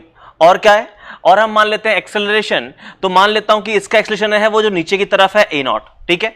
ये 0 है तो इसका आ जाएगा a0, कोई दिक्कत नहीं है, सॉरी 2a0 आ जाएगा इसका। ये 2a0 से इस तरफ जाएगा, इसका एक्सेलरेशन 0 है तो इसका एक्सेलरेशन इस तरफ आ जाएगा a0। ये समझ में आया। तो ये इस तरीके से हम इन क्वेश्चन को सॉल्व कर रहे होंगे। FBD बना लेते हैं, तो यहां पे आगे की तरफ लगेगा टेंशन फोर्स, और यहां पे ऊपर की लगेगा तरफ टेंशन फोर्स, नीचे की तरफ 30, और ये पार्टिकल नीचे की तरफ जा रहा है। इसके लिए क्वेश्चन लिखेंगे तो क्वेश्चन क्या बनेगी, इसके लिए क्वेश्चन बन जाएगी T is equal to twice of acceleration F is equal to ma। इसके लिए क्वेश्चन लिखेंगे पार्टिकल नीचे जा रहा है, तो ये क्वेश्चन आ जाएगी 30 minus T is equal to 3 times इसका एक्सेलरेशन कितना है, a0 है। ये काफी सिंपल सा क्वेश्चन हो गया है, दोनों को सम कर दो तो ये आ जाएगा 30 is equal to 5a0। a0 की जो वैल्यू है वो आ गई 30/5, बोले तो 6 मीटर पर सेकेंड स्क्वायर। कोई दिक्कत नहीं है, काफी सिंपल सवाल था, ये भी हो गया। नेक्स्ट क्वेश्चन में क्या करना है, नेक्स्ट क्वेश्चन में आप वही सेम चीज कि यहां पे टेंशन T मान लेते हैं, यहां पे टेंशन T, यहां पे टेंशन T, तो यहां टेंशन कितनी आ गई, 2T आ गई। कोई दिक्कत नहीं है। एक्सेलरेशन मानना है तो इसका एक्सेलरेशन मान लेता हूं मैं नीचे की तरफ a0, कोई दिक्कत नहीं। इसका a0 हो जाएगा, ये 0 है तो ये 2a0 से नीचे आएगा, मतलब ये जो ब्लॉक है वो इस तरफ 2a0 से आ रहा होगा। यहां पे किसी को कोई दिक्कत है, कोई दिक्कत नहीं हुई होगी कंस्टेंट में। उसके बाद FBD बनाना है, तो FBD बना लो, यहां पे लग रहा होगा एक टेंशन फोर्स, ठीक है, और यहां पे ऊपर की तरफ लगेगा एक 2T, नीचे की तरफ ये कौन कौन से फोर्स लग जाएंगे, तो नीचे की तरफ आ जाएगा इस डायरेक्शन में 30, 50 का sin 37, ठीक है। इधर आ जाएगा 40 और इधर आ जाएगा नॉर्मल एक्शन 40, ठीक है। तो हमको इस डायरेक्शन से मतलब है, तो मैंने ये दोनों लिख लिए। इक्वेशन लिखेंगे तो इसका नाम A कर देते हैं, इसका नाम B कर देते हैं। A के लिए इक्वेशन लिखूंगा तो A के लिए इक्वेशन क्या आ जाएगी, ये आ जाएगी T इज इक्वल टू इसका मास इंटू एक्सेलरेशन। बी के लिए लिखूंगा तो ये नीचे की तरफ जा रहा है, तो ये आ जाएगा 30 minus 2t, 30 minus 2t is equal to mass into इसका एक्सेलरेशन। क्या करो, फर्स्ट में 2 का मल्टीप्लाई करके सम कर देते हैं, तो यहां पे 2 का मल्टीप्लाई करके सम करेंगे तो ये आ जाएगा 30, इस तरफ हो जाएगा 4 + 5 9 a0। तो यहां से a0 की जो वैल्यू है वो आ जाएगी 30/9। तो ये 30/9 से नीचे आएगा, तो ये जो बॉडी है वो 60/9 से इस तरफ आ जाएगा। कोई दिक्कत नहीं है यहाँ पे, ठीक है। तो ये फर्स्ट 2 सवाल हो गए, इनमें कोई खास दिक्कत हुई नहीं होगी। तो पहले मैं इसको थोड़ा साफ कर लेता हूं, फिर हम लोग बात करेंगे नेक्स्ट क्वेश्चन के बारे में। इसके बाद जो नेक्स्ट क्वेश्चन है, इसमें क्या बोला गया है, यहां पे आपको एक्सेलरेशन मानने पड़ेगा। तो पहले मैं टेंशन मान लेता हूं कि टेंशन यहां पे इधर t है, इधर t है, यहां भी टेंशन t, यहां भी टेंशन t, यहां टेंशन 2t। और जो एक्सेलरेशन है इसका मैंने इस तरफ मान लिया a1, इसका एक्सेलरेशन मान लिया मैंने इस तरफ a2, और इस बॉडी का नीचे की तरफ मान लिया a3, ठीक है। अब देखो जो बाकी क्वेश्चंस थे और ये जो क्वेश्चन है इनमें डिफरेंस क्या है कि बाकी सारे क्वेश्चन में दो दो बॉडीज थी, और जब 2 बॉडीज होता है तो उसको सॉल्व करना काफी आसान है। लेकिन अगर 3 बॉडी हुई, 4 बॉडी हुई, 5 बॉडी हुई तो सॉल्व करने में दिक्कत आती है। क्या दिक्कत आती है, अभी मैं क्वेश्चन लिखूंगा, आपको अपने आप समझ में आ जाएगा। पहले मैं एफबीडी बना लूं इसका एफबीडी बनाऊंगा तो इस तरफ टेंशन फोर्स लगेगा T, इसके एफबीडी में इस तरफ लगेगा टेंशन फोर्स T, इस तरफ लगेगा 2T, नीचे की तरफ लगेगा 3mg। एफबीडी बनाते हैं, क्वेश्चन लिखते हैं, तो ए के लिए क्वेश्चन क्या आ गई, ए के लिए क्वेश्चन आ गई T is equal to ma1। B के लिए क्वेश्चन क्या आ गई, T is equal to 2ma2। C के लिए क्वेश्चन क्या आ गई, ये आ गई 3mg minus 2t, 3mg minus 2t, इसकी वैल्यू 3m इंटू इसका एक्सेलरेशन a3, ठीक है। तो ये तो हमारी 3 इक्वेशन आ गई, कोई दिक्कत नहीं है। और चौथी इक्वेशन आएगी कांस्टेंट की इक्वेशन, और कांस्टेंट की इक्वेशन क्या है कि ये इस तरफ आ रहा है कितने से, a1 से, ये इस तरफ आ रहा है a2 से, तो a3 की वैल्यू क्या होगी, इन दोनों का एवरेज। तो यहां से जो नेक्स्ट इक्वेशन बन जाएगी वो बन जाएगी a3 इन दोनों का एवरेज है, मतलब ये आ जाएगा a1 plus a2 minus 2a3, इसकी वैल्यू 0, इक्वेशन नंबर 4। अब मेरे को बताओ, ये 4 इक्वेशन है और वेरिएबल कितने हैं, 4 वेरिएबल है, a1 a2 a3 और टेंशन। 4 equation, 4 variable. अब आप इनको सॉल्व करोगे तो इनको सॉल्व करने में दिक्कत आने वाली है। एक्चुअली ये क्वेश्चन तो फिर भी सिंपल है, ये तो फिर भी सिंप्लीफाई हो जाएंगे 4 इक्वेशंस। ऐसी इक्वेशंस बन सकती हैं जहां पे आप सिंप्लीफाई ना कर पाओ, ठीक है। तो इसको सिंप्लीफाई कर पाना मुश्किल हो रहा है, ठीक है। तो जब भी ऐसा क्वेश्चन फंस जाता है जहां पे मोर देन 2 बॉडीज दी हो, 3 बॉडी, 4 बॉडी, 5 बॉडी दी हो, ठीक है, तो इसको सॉल्व करने का मैं एक शॉर्ट ट्रिक सिखा रहा हूं, एक बहुत ही आसान सा तरीका है, ठीक है। और तरीका वो ये है कि आप सिंप्लीफाई कैसे कर सकते हो मिनिमम टाइम में। तो देखो ये 4 इक्वेशन तो सब लोग लिख लोगे, ये तो कॉमन चीज है, कोई दिक्कत नहीं है। अब उसके बाद सिंप्लीफाई करना है, तो सिंप्लीफाई करने का तरीका ये है कि इक्वेशन लिखो, उसके बाद ये जो आपको कंस्टेंट की इक्वेशन दी गई है, आप इस इक्वेशन का यूज करो। कंस्टेंट की इक्वेशन क्या दी गई है, कंस्टेंट की आपको इक्वेशन दी गई है a1 plus a2 minus 2a3, इसकी वैल्यू 0, ठीक है। तो आप कांस्टेंट की इक्वेशन का यूज करो, और कैसे यूज करोगे, तो कि कांस्टेंट की इक्वेशन में क्या करो, आप a1 की वैल्यू छाप दो। यहां से a1 की वैल्यू क्या है, t/m, ध्यान से देखना, a1 की वैल्यू है t/m, a2 की वैल्यू क्या है क्वेश्चन नंबर 2 से, ये है t/2m, और a3 की वैल्यू क्या है, a3 की जो वैल्यू है वो है 3mg minus 2t divided by 3m, इसकी सबका सम आ गया 0। ये समझ में आ गया, कोई दिक्कत नहीं है। तो जब आपने ये फॉर्म की इक्वेशन लिखी कांस्टेंट रिलेशन में, आपने a1 a2 और a3 की वैल्यू जब छाप दी, तो ध्यान से देखो इस पूरी इक्वेशन में सिर्फ एक वेरिएबल है टेंशन, और अब एक वेरिएबल और एक इक्वेशन, इसको सॉल्व करना तो बहुत आसान है। ये समझ में आया। तो याद रखना ये क्वेश्चन मैंने अच्छा क्वेश्चन क्यों बोला है, क्योंकि यहां पे इक्वेशन लिखने में कोई दिक्कत नहीं होगी, जो दिक्कत होगी वो ये होगी आप इसको सिंप्लीफाई करने में आपको फाइट आएगी काफी, ठीक है। तो सिंप्लीफाई करने में फाइट आ रही है, तो हर एक क्वेश्चन में मेथड आप ये वाला अप्लाई कर दो कि कांस्टेंट वाले इक्वेशन में A1 A2 A3 इनकी वैल्यू छापोगे तो यहां पे एक इक्वेशन बन जाएगी टेंशन की फॉर्म में। एक वेरिएबल है, वहां से टेंशन की वैल्यू निकाल लो और टेंशन की वैल्यू निकाल के फिर टेंशन की वैल्यू इसमें छापोगे तो A1 मिल जाएगा, इसमें छापोगे A2 मिल जाएगा, इसमें छापोगे A3 मिल जाएगा। ये समझ में आया क्या बोल रहा हूं मैं? तो उस तरीके से सॉल्व करना काफी आसान है। तो याद रखना क्या सिखाया है मैंने। तो यहां पे क्या करें, यहां पे पहले सबका बेस सेम कर लूं मैं, ठीक है। तो सबका बेस सेम करना है, एलसीएम लेके सॉल्व कर लो, जैसे भी करना चाहो। तो मैं बेस सेम कर देता हूं। यहां बेस सेम करने के लिए इसमें 3 का मल्टीप्लाई डिवाइड, ठीक है, सॉरी हाँ 3 का नहीं 6 का करना पड़ेगा एक्चुअली। यहां 6 का मल्टीप्लाई डिवाइड, यहां बेस सेम करने के लिए 3 का मल्टीप्लाई डिवाइड और यहां बेस सेम करने के लिए 2 का मल्टीप्लाई डिवाइड।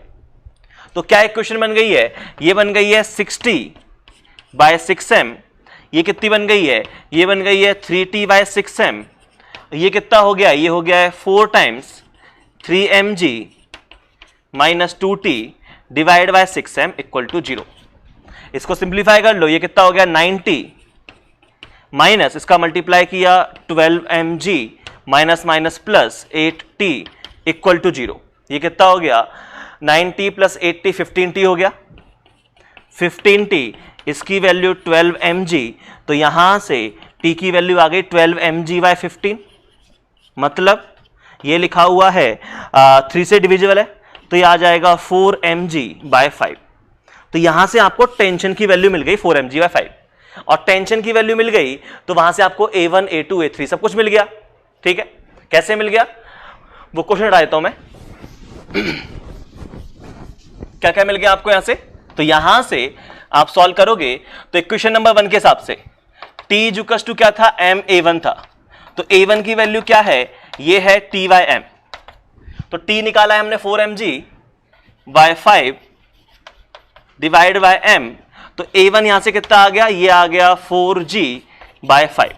ये समझ में आया, A1 निकाल लिया। सिमिलरली इक्वेशन नंबर इसको 2 को यूज करेंगे तो ये आ जाएगा इक्वेशन नंबर 2 के यहां पे क्या है, t equals to 2m A2। तो यहां से A2 की जो वैल्यू है वो है t/2m। तो टेंशन को 2m से डिवाइड कर दो तो ये कितना आ जाएगा, ये आ जाएगा 2g/5। ये समझ पा रहे हो। सिमिलरली इक्वेशन नंबर 3 में पुट करेंगे या 4 में पुट करेंगे तो हमको क्या मिल जाएगा, हमको मिल जाएगा A3। कोई दिक्कत नहीं है। तो याद रखना ये लास्ट क्वेश्चन अच्छा इसलिए था क्योंकि यहां पे क्वेश्चन में कॉन्सेप्ट के नाम पे कुछ खास नहीं है। कॉन्सेप्ट तो वही सिंपल सा है, एफबीडी बनाया है, क्वेश्चन लिखी, सॉल्व किया। लेकिन जब सॉल्व करते हैं तो दिक्कत आती है। तो सॉल्व करने में दिक्कत ना आए इसके लिए मैंने ये बोला है कि जब भी ऐसे गंदी क्वेश्चन फंस जाए तो आप कंस्टेंट वाली इक्वेशन में A1 A2 A3 की वैल्यू छाप देना, सॉल्व कर लेना, आंसर आ जाएगा। कोई दिक्कत नहीं है, सब बढ़िया है। ठीक है, चलो अब हम लोग आगे बढ़ते हैं। ओके, अब नेक्स्ट हम जो लोग बात करने वाले हैं, एक छोटा सा कॉन्सेप्ट है जो हमें कवर कर लेना है। ठीक है, तो हम उस कॉन्सेप्ट के बारे में आज बात कर लेते हैं। और वो जो कॉन्सेप्ट है वो है हमारा कि वेइंग मशीन या स्प्रिंग बैलेंस कैसे काम करते हैं और उनमें रीडिंग क्या आती है, हम उसके बारे में बात करेंगे अभी। ठीक है, तो अभी हम लोग बात करने वाले हैं किसके बारे में, spring balance and weighing machine. ठीक है,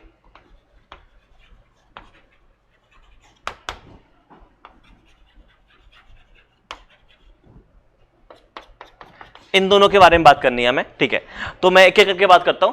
सबसे पहले मैं बात कर लेता हूं वेइंग मशीन के बारे में कि वेइंग मशीन होती क्या है, कैसे काम करती है।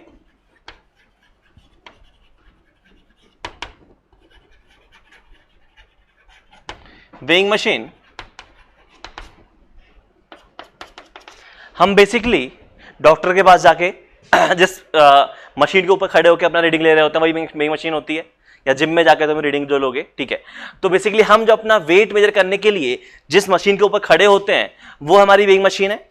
और ये जो वेइंग मशीन होगी, ठीक है, ये वेइंग मशीन ऐसी कुछ शेप की हो सकती है। तो मान लेते हैं सर्कुलर शेप की एक वेइंग मशीन है हमारे पास, कोई दिक्कत नहीं है। और यहां पे इसकी रीडिंग आती है, कोई दिक्कत नहीं है। और यहां पे एक इंसान खड़ा होता है, तो इसके ऊपर ये जो भी इंसान खड़ा हुआ है, या इंसान खड़ा कर लो या बॉक्स रख देते हैं, तो चलो मैं एक बॉक्स रख देता हूं। तो इसके ऊपर हमने एक बॉक्स रखा हुआ है,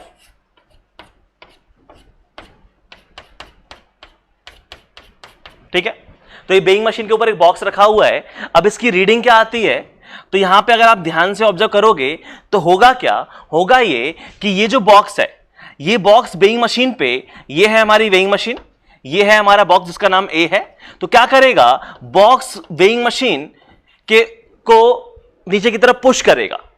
बेसिकली मैं कहना चाह रहा हूं कि यहां पे ये बॉक्स और वेइंग मशीन, इन दोनों के बीच में एक नॉर्मल फोर्स आएगा कि नहीं आएगा, और ये जो नॉर्मल फोर्स है यही रीडिंग होती है वेइंग मशीन की। ठीक है, तो वेइंग मशीन की रीडिंग क्या होती है, अगर आप इसकी रीडिंग के बारे में बात करोगे तो याद रखना इसकी जो रीडिंग है वो होगा नॉर्मल फोर्स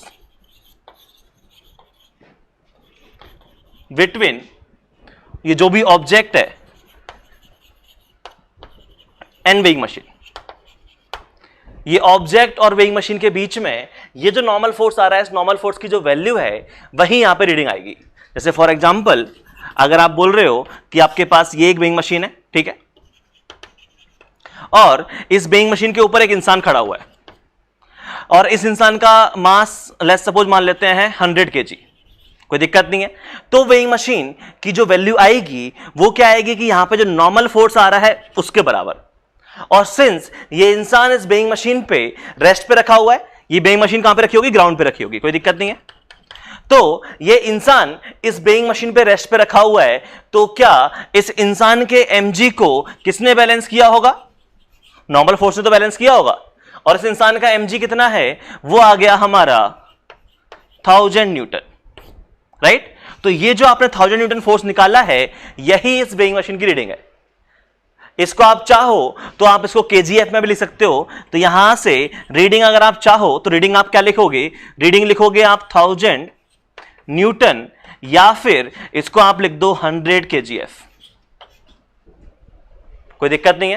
तो ये आपकी वेइंग मशीन की रीडिंग आएगी।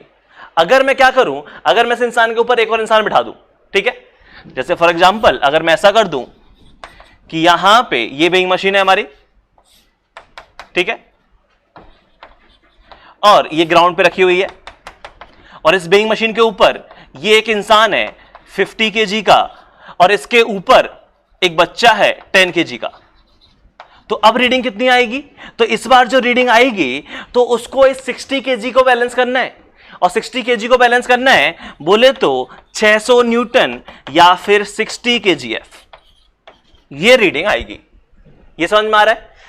तो वेइंग मशीन की रीडिंग निकालना सबसे इजी चीज है। वेइंग मशीन की रीडिंग क्या होती है कि नॉर्मल फोर्स कितना आ रहा है वो आप बता दो, वो आपकी रीडिंग आ जाएगी, कोई दिक्कत नहीं है, ठीक है। जैसे कि मैं कुछ और एग्जांपल्स करवा देता हूं यहां पे।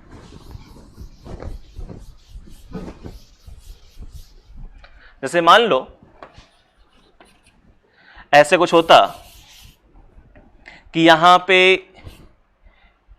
ये एक ब्लॉक रखा हुआ है, ठीक है, ये 3 kg का एक ब्लॉक है, इसके नीचे एक 5 kg का ब्लॉक रखा हुआ है, ठीक है, और इसके नीचे ये हमारी एक है वेइंग मशीन 1, ठीक है, जिसका खुद का जो मास है वो है 2 kg, और इसके नीचे एक और बड़ी सी वेइंग मशीन रखी हुई है, वेइंग मशीन 2, और उसका खुद का जो मास है वो है 10 kg, और ये ग्राउंड पे रखी हुई है, कोई दिक्कत नहीं है। अब मैंने तुमसे क्या पूछा, अब मैंने पूछा कि ये बताओ यहां पे वेइंग मशीन 1 क्या रीडिंग देगी, रीडिंग ऑफ वेइंग मशीन 1 क्या होगी, कैसे निकालोगे। तो आप बोलोगे कि यहां पे जो नॉर्मल फोर्स आ रहा होगा वही तो रीडिंग होगी N1, और N1 कितना आएगा, तो इस 8 kg का जो मास है 80 न्यूटन, 80 न्यूटन को बैलेंस करना है नॉर्मल को, तो इसकी वैल्यू कितनी आ जाएगी 80 न्यूटन, या फिर आप उसको 8 kgf बोल सकते हो, इसमें कोई दिक्कत है नहीं। देन सिमिलरली मैं पूछूं कि ये बताओ ये जो रीडिंग है वेइंग मशीन 2 ये कितनी आएगी, तो वेइंग मशीन 2 की रीडिंग कितनी आएगी, तो यहां पे ये जो नॉर्मल फोर्स फील हुआ होगा N2, तो ये N2 के बराबर आएगा, और N2 को क्या क्या बैलेंस करना है, 3 kg भी बैलेंस करना है, 5 kg भी बैलेंस करना है, और ये 2 kg की वेइंग मशीन भी बैलेंस करना है। तो टोटल 10 kg को बैलेंस करना है, 10 kg को बैलेंस करना है, इसका मतलब 100 न्यूटन और 10 kgf। ये समझ में आ रहा है ना क्या हो रहा है। तो इस तरीके से हम वेइंग मशीन की रीडिंग निकाल सकते हैं, कोई दिक्कत नहीं है, ठीक है। अब यहां पे हो सकता है जैसे ये वेइंग मशीन तो क्या रखी थी मैंने, ग्राउंड पे रखी हुई है। अब सोचो मैं एक वेइंग मशीन को लिफ्ट में लेके घुस जाऊं, ठीक है। मैं क्या कहना चाह रहा हूं, मैं ये कहना चाह रहा हूं कि यहां पे आपके पास एक लिफ्ट होती,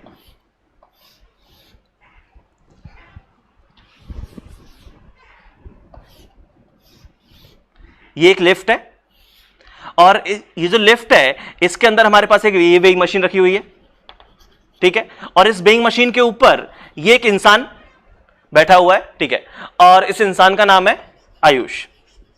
ये वही आयुष है जो हमारी क्लास में पढ़ता है, ठीक है। तो आयुष है, और आयुष का जो वेट है वो हम लोग मान लेते हैं कितना है, 60 kg मान लेता हूं चलो मैं, ठीक है। और ये जो लिफ्ट है, ये लिफ्ट ऊपर की तरफ एक्सलेट कर रही होती ए नॉट से। अब आपको बोला गया कि ये बताओ इस वेइंग मशीन की रीडिंग क्या होगी, ठीक है।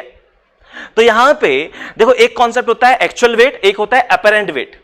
एक्चुअल वेट क्या होता है, जैसे इसका मास है 60 kg, तो इसका एक्चुअल वेट कितना आ जाएगा 600 न्यूटन, वो एक्चुअल वेट होगा। अपेरेंट वेट क्या होगा, अपेरेंट वेट होगा कि अगर ये लिफ्ट में मूव कर रहा है और ए नॉट की वैल्यू कुछ रखने से क्या वेइंग मशीन की रीडिंग चेंज होगी, बिल्कुल चेंज होगी। ए नॉट की वैल्यू 0 होगी तो कुछ और रीडिंग आएगी, 2 होगी तो कुछ और आएगी, 4 होगी तो कुछ और आएगी, मानते हो कि नहीं। तो ये जो वेइंग मशीन की रीडिंग आ रही है, इसके वेट के अलावा, जो एक्चुअल वेट के अलावा जो रीडिंग्स आ रही हैं उसको हम बोलते हैं अपेरेंट वेट। और अपेरेंट वेट हम क्यों बोल रहे हैं कि ये हमको अपीयर हो रहा है, एक्चुअली लिफ्ट के डिफरेंट टाइप के मोशन की वजह से यहां पे अलग अलग जो रीडिंग आ रही है उसको हम लोग बोल रहे हैं अपेरेंट वेट। तो वेट और अपेरेंट वेट दो टाइप की चीज होती है, पता होना चाहिए, ठीक है। बाकी कोई खास मतलब नहीं है इस क्वेश्चन से उसका। इस क्वेश्चन में मैंने क्या पूछा है, इस क्वेश्चन में पूछा है कि ये एक लिफ्ट है, ठीक है, और ये जो लिफ्ट है वो ए नॉट से ऊपर की तरफ एक्सलेट कर रही है, और यहां पे आयुष मशीन है, वेइंग मशीन के ऊपर आयुष जो है वो वेइंग मशीन के ऊपर खड़ा हुआ है, 60 kg का मास है। आपसे पूछा गया फाइंड रीडिंग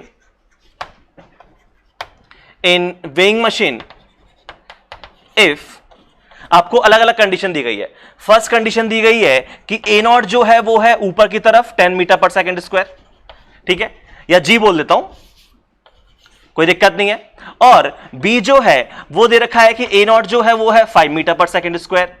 सी जो है वो दे रखा है कि ए नॉट 0 होता। डी जो केस है उसमें दिया होता कि ए नॉट जो है वो है -5 मीटर पर सेकेंड स्क्वायर। देखो -5 मीटर पर सेकेंड स्क्वायर का मतलब क्या है कि लिफ्ट नीचे की तरफ जा रही है 5 मीटर पर सेकेंड से। और जो नेक्स्ट केस है उसमें बोल दिया है कि लिफ्ट जो है वो नीचे की तरफ जा रही है 10 मीटर पर सेकेंड स्क्वायर से, या 10 ना बोल के जी बोल देता हूं, कोई दिक्कत नहीं है। ये सवाल होता, ठीक है, और यहां पे हमारा जी की वैल्यू 10 ही है एक्चुअली। तो ये 5 केस दिए हैं आपको, इन पांचों केस में ये बताना है कि ये बताओ रीडिंग कितनी आएगी यहां पे वेइंग मशीन की। तो वेइंग मशीन की रीडिंग कितनी आएगी, वो आएगी कि यहां पे ये जो नॉर्मल फोर्स है वो कितना आ रहा है, कोई दिक्कत नहीं है। और अगर मैं इस केस में with respect to lift solve करूं तो क्या विथ रिस्पेक्ट टू लिफ्ट ये जो नॉर्मल इस इंसान आयुष का अगर तुम एफबीडी बनाओगे तो आयुष के ऊपर नीचे की तरफ तो फोर्स लगेगा इसका mg इफेक्टिव, एक्चुअली लिफ्ट के रिस्पेक्ट में सॉल्व कर रहे हैं तो g इफेक्टिव आएगा, राइट, और ऊपर लगेगा नॉर्मल। तो क्या यहां पे नॉर्मल की वैल्यू आ जाएगी mg इफेक्टिव, बिल्कुल। तो हर एक केस में रीडिंग क्या आएगी, रीडिंग आएगी mg इफेक्टिव। ये चीज समझ में आ रही है, कोई दिक्कत नहीं है। तो यहां पे आपको जो रीडिंग निकालनी है वो रीडिंग क्या आ जाएगी, mg इफेक्टिव आ जाएगी। अब क्या है उसकी वैल्यू, तो उसकी वैल्यू निकालना है अलग अलग केस में, तो निकाल लेते हैं, ठीक है। जैसे फर्स्ट केस में मैं बात कर लेता हूं, तो फर्स्ट केस में ये बताओ जी इफेक्टिव कितना हो जाएगा।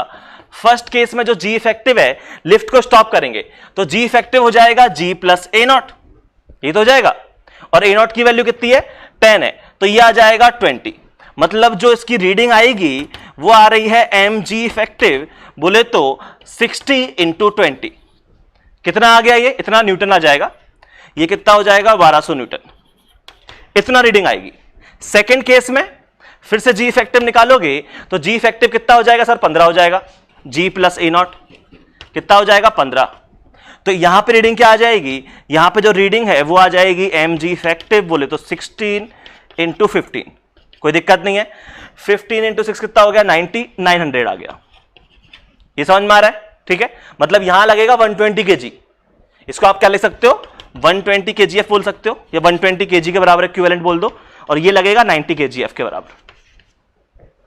फिर हम नेक्स्ट केस में बात कर रहे हैं, तो जो अगला केस है, अगले केस में क्या बोला गया है, अगले केस में ए नॉट की वैल्यू 0 है, ठीक है।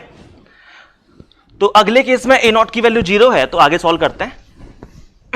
पार्ट सी में जो हमने ए नॉट है वो 0 है, तो जी इफेक्टिव कितना हो जाएगा, ये है जी प्लस ए नॉट, बोले तो जी ही रहेगा, ठीक है।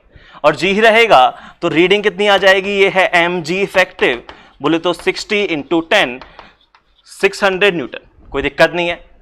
फिर नेक्स्ट केस में इस बार क्या है, लिफ्ट जो है वो नीचे की तरफ जा रही है, और नीचे की तरफ जा रही है तो अगर आप जी इफेक्टिव निकालोगे तो जी प्लस ए नॉट, इसका मतलब कितना है, ये आ जाएगा 10 माइनस 5 मीटर पर सेकेंड स्क्वायर। ये तो मैंने फॉर्मूला निकाल के सॉल्व किया। अगर आप लॉजिकली करना चाहते तो लॉजिकली भी तो ऐसे ही करते कि लिफ्ट जो है वो 5 से नीचे जा रही है, ठीक है। लिफ्ट को स्टॉप करोगे तो क्या होगा, लिफ्ट को स्टॉप करोगे तो नीचे लग रहा है जी, और आप 5 ऊपर की तरफ दोगे तो इफेक्टिव कितना आ गया, इफेक्टिव आ गया नीचे की तरफ 5 मीटर पर सेकेंड स्क्वायर। आप चाहो तो लॉजिकली ऐसे सॉल्व कर लेते जी इफेक्टिव निकालने के लिए, या फिर आप फॉर्मूला लगा लेते जी इफेक्टिव निकालने के लिए, ठीक है। तो जी इफेक्टिव सबको निकालना आता है, ये मैं मान के चल रहा हूं क्योंकि बहुत बार सिखा चुका हूं मैं चीज, ठीक है। तो यहां पे अब हमने क्या बात की कि रीडिंग कितनी आ जाएगी, तो रीडिंग जो है वो आ जाएगी नॉर्मल रिएक्शन नॉर्मल फोर्स के बराबर। याद रखना ये एम जी इफेक्टिव के बराबर नहीं आ रही है, हर एक केस में नॉर्मल के बराबर आ रही है, और नॉर्मल की वैल्यू एम जी इफेक्टिव है, नॉर्मल की वैल्यू एम जी इफेक्टिव है। तो यहां पे ये कितना आ गया, ये आ गया 60 इंटू 5, ये कितना हो जाएगा, ये हो जाएगा हमारा 300 न्यूटन। जो नेक्स्ट केस है उसमें आप जी इफेक्टिव निकालोगे तो जी प्लस ए नॉट, बोले तो 10 माइनस 10 कितना आ गया, 0 आ गया। इसका मतलब रीडिंग कितनी हो जाएगी, नॉर्मल फोर्स के बराबर, ये किसके बराबर है, एम जी इफेक्टिव के बराबर 0।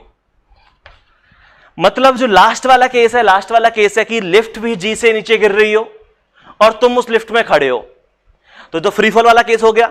और फ्री फॉल वाले केस में क्या तुमको यह फील होता है कि तुम्हारा कोई वेट नहीं है, ये फील होता है, ये वही तो केस है। तो वेइंग मशीन की रीडिंग भी कितनी आ जाएगी, 0 आएगी। ये समझ में आया। तो इस तरीके से हम सॉल्व कर सकते हैं कौन से वाले केसेस को, नॉर्मल फोर्स की जो वैल्यू आती है वही होती है हमारी वेइंग मशीन की रीडिंग, और वेइंग मशीन के जो क्वेश्चन है वैसे बनेंगे। तो वेइंग मशीन का जो पोर्शन है वो हम लोग कवर कर चुके हैं, इसमें कोई खास दिक्कत हुई नहीं होगी, ठीक है। अब जो इंटरेस्टिंग पार्ट है वो है हमारा स्प्रिंग बैलेंस वाला, कि स्प्रिंग बैलेंस की क्या कहानी है। तो मैं वो कहानी सुनाता हूं, उससे पहले थोड़ा इसको हटा देते हैं। चलो इसके बाद हम लोग बात कर रहे हैं नेक्स्ट स्प्रिंग बैलेंस के बारे में।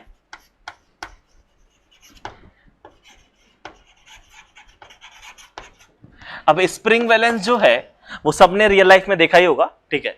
अपने घर पे जो सिलेंडर वाला जो बंदा आता है वो साथ में जो लेके आता है मेजर करने के लिए गैस सिलेंडर का वेट, वो किससे मेजर करता है, स्प्रिंग बैलेंस होता है वो, राइट। बाकी पिक्चर्स भी सामने दी हुई है।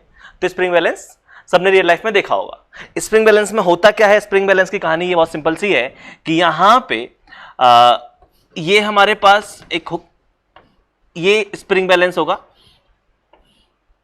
ठीक है। इसके अंदर ये स्प्रिंग है और यहां पे रीडिंग आती है, ठीक है।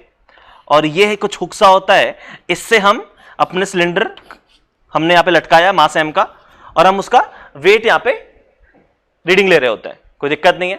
तो देखो स्प्रिंग बैलेंस जो है, स्प्रिंग बैलेंस क्या करता है, स्प्रिंग बैलेंस ये करता है कि यहां पे ये जो भी टेंशन आ रही है, जो भी टेंशन यहां पे आ रही है, ये उस टेंशन को रीड करता है। ये हमेशा याद रखना, स्प्रिंग बैलेंस क्या करता है कि जो भी टेंशन आ रही है ये उस टेंशन को रीड करेगा, कोई दिक्कत नहीं है। तो यहां पे अगर आप टेंशन की बात करोगे तो टेंशन किसके इक्वल हो जाएगी, यहां पे टेंशन जो है वो आपके mg के इक्वल आ जाएगी, कोई दिक्कत नहीं है। और टेंशन mg के इक्वल आ जाएगी तो ये जो स्प्रिंग बैलेंस में जो रीडिंग आएगी वो आपकी रीडिंग जो है वो टेंशन के इक्वल आएगी, और वो कितनी है, mg के बराबर है।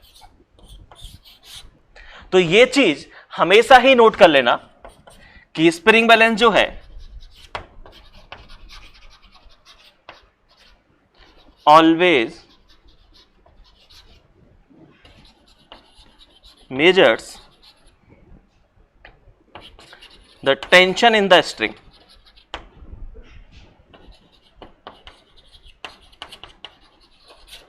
connected to it। जिस भी स्ट्रिंग से कनेक्टेड है उसमें जो टेंशन आ रही है ये उसी को रीड करता है, ठीक है। तो यहां पे ये टेंशन कितनी है, mg के इक्वल है, तो इसकी रीडिंग भी mg के इक्वल आएगी। तो बहुत सिंपल सा कॉन्सेप्ट है, वेइंग मशीन में रीडिंग क्या आती है, नॉर्मल फोर्स। यहां पे रीडिंग क्या आती है, टेंशन फोर्स। और याद रखना, हम जो ये स्प्रिंग बैलेंस की बात कर रहे हैं, ये स्प्रिंग बैलेंस है हमारा आइडियल स्प्रिंग बैलेंस, ठीक है। तो ये जो है वो हमारा आइडियल स्प्रिंग बैलेंस है, और आइडियल स्प्रिंग बैलेंस में क्या होता है, इसका जो मास है वो 0 होता है। तो हम आइडियल स्प्रिंग बैलेंस की बात कर रहे हैं, तो अगर यहां टेंशन T है तो यहां भी टेंशन T होगी, क्योंकि उसका मास तो 0 है। ये समझ में आया, ठीक है। तो जैसे कि एक केस और देख लेते हैं कि मान लो स्प्रिंग बैलेंस यहां पे क्या है, इक्विलिब्रियम है, ठीक है। स्प्रिंग बैलेंस मान लेते हैं हमने ऐसा कुछ लगाया होता कि ये एक स्प्रिंग बैलेंस होता, ये एक मास 10 kg का, और ये एक और मास 10 kg का, कोई दिक्कत नहीं है। अब बोला गया कि ये बताओ इस स्प्रिंग बैलेंस की रीडिंग क्या आएगी। तो फिर से सेम कहानी कि यहां पे क्या टेंशन फोर्स आ रहा है, यहां जो भी टेंशन फोर्स आ रहा है वही इसकी रीडिंग आएगी। और अगर ये पूरा सिस्टम इक्विलिब्रियम में आपको देख के समझ में आ रहा है, सिस्टम इक्विलिब्रियम में है, तो यहां एफबीडी बनाओगे तो यहां टेंशन T ये आ जाएगा 100, यहां भी वही टेंशन T और ये आ गया 100। तो सिस्टम इक्विलिब्रियम में है, टेंशन की वैल्यू 100 आ गई। इसका मतलब आपकी जो रीडिंग आएगी वो 100 न्यूटन के बराबर आएगी, जिसको आप चाहो तो 10 kgf लिख सकते हो। ये समझ में आ रहा है। तो रीडिंग जो है वो आपकी हमेशा ही टेंशन के बराबर आ रही है। अब इसमें कोई बोल सकता है कि सर जरूरी थोड़ी ना ये 10 kg हो। अच्छा, उससे पहले एक छोटा सा और मिसकंसेप्शन होता है कि ये 10 kg है, ये 10 kg है, तो लोगों को लगता है कि 10 kg से इस तरफ खींचा, 10 kg से इस तरफ खींचा तो 20 kg रीडिंग आनी चाहिए। ये सोचना गलत है। जरा खुद का कॉमन सेंस लगाओ और मेरे को ये बताओ, क्या ये केस और ये केस आइडेंटिकल हैं? आइडेंटिकल तो है। और इस केस की जो एनालॉजी है वो ऐसे लगाना कि मान लो ये आपके पास एक थ्रेड होती, ये एक थ्रेड होती, ठीक है, और इस थ्रेड में टेंशन मान लेते हैं कितनी आ रही है, थ्रेड में मैं यहां से खींच रहा हूं 100 न्यूटन से, इस थ्रेड को मैं यहां से खींच रहा हूं 100 न्यूटन से। अब मेरे को बताओ यहां पे टेंशन कितनी है। तो यहां पे क्या आप टेंशन की वैल्यू 100 न्यूटन बोलते हो, या फिर आप टेंशन की वैल्यू 200 न्यूटन बोलते हो, या 0 बोलते हो? क्या बोलते हो? 100 ही तो बोलते हो। यही तो तरीका है कि अगर मैंने इस तरफ से 100 से खींचा, इस तरफ से 100 से खींचा, तो जो थ्रेड में टेंशन आ रही है वो टेंशन कितनी होती है? 100 न्यूटन होती है। वही सेम कॉन्सेप्ट स्प्रिंग बैलेंस का है कि जो भी टेंशन फोर्स लग रहा है तो इधर से T लगेगा, इधर से T लगेगा, तब जाके इसमें रीडिंग कितनी आएगी? T आएगी। नेट फोर्स तो 0 है इस पे, स्प्रिंग बैलेंस पे नेट फोर्स क्या आना चाहिए? 0 होना चाहिए, क्योंकि आइडियल है, हमारी मास तो 0 है, तो नेट फोर्स तो 0 है। लेकिन हम कह रहे हैं इधर भी T से खींच रहे हैं, इधर भी T से खींच रहे हैं, इसीलिए स्प्रिंग बैलेंस की जो रीडिंग है वो कितनी है? यहां पे टेंशन के बराबर है। ये कोई दिक्कत नहीं है। अब कोई बोल सकता है कि सर जरूरी थोड़ी ना यहां पे 10 हो, यहां पे 10 हो, यहां पे 10 kg हो सकता है, वहां पे 20 kg हो सकता है, तो क्या करते? तो वो वाला एग्जांपल भी देख लेते हैं कि अगर ऐसा होता कि यहां पे सिस्टम हमारा एक्सीलरेट कर रहा होता, जैसे इस वाले केस में क्या है, ये मैंने दोनों एग्जांपल्स करवाए, इन दोनों में क्या था? इन दोनों में सिस्टम हमारा इक्विलिब्रियम पे था। लेकिन अगर इसको 10 kg और उसको 20 kg कर दूं तो सिस्टम क्या करेगा? एक्सीलरेट करेगा। तो देखो, सिस्टम चाहे एक्सीलरेट करे चाहे इक्विलिब्रियम में हो, उससे फर्क नहीं पड़ेगा रीडिंग पे। हमारा रीडिंग तो हमेशा क्या आ रही है? टेंशन फोर्स के बराबर आ रही है। तो जैसे अगर ये वाला केस मैं बात कर लेता कि सिस्टम हमारा एक्सीलरेट कर रहा है, मतलब यहां पे ये स्प्रिंग बैलेंस है, ये हमारा मास है 20 kg, ठीक है, और इस तरफ मास है 10 kg। अब यहां पे क्या रीडिंग आएगी? तो देखो, ये आपको देख के समझ में आ रहा होगा कि अब क्या हो जाएगा? अब ये हो जाएगा कि सिस्टम एक्सीलरेट करेगा कुछ a0 एक्सीलरेशन से, और सिस्टम एक्सीलरेट करेगा तो यहां पे टेंशन होगी T1। ये समझ में आ रही है? यहां पे टेंशन क्या होगी? T होगी, और यहां पे भी टेंशन T होगी इस तरफ, और सिंस इसका मास 0 है तो यहां भी टेंशन क्या होगी? T होगी। तो यहां भी टेंशन T होगी, यहां भी टेंशन T ही होगी। ये समझ में आ गया ना? हर एक जगह पे टेंशन क्या है? सेम आ रही है। ये आपको समझ में आया? कोई दिक्कत नहीं है। तो इस बार भी रीडिंग अगर आप देखोगे वेइंग मशीन, जो हमारा स्प्रिंग बैलेंस है उसके पास क्या आ रहा है, तो टेंशन फोर्स ऐसे लग रहा है बाकी तरफ, तो इस बार भी रीडिंग क्या आनी चाहिए? T आनी चाहिए। तो आपको T की वैल्यू निकालनी पड़ेगी। उस वाले केस में T की वैल्यू निकालना बहुत आसान था क्योंकि इक्विलिब्रियम था। इस वाले केस में सॉल्व करना पड़ेगा, और सॉल्व क्या करना पड़ेगा? आपको a0 की वैल्यू निकालनी है, और ये क्वेश्चन तो इतना सिंपल क्वेश्चन है कि इसमें तो हम ए नॉट की वैल्यू देख के निकाल सकते हैं। कैसे निकालेंगे ए नॉट की वैल्यू, मेरे को बताओ।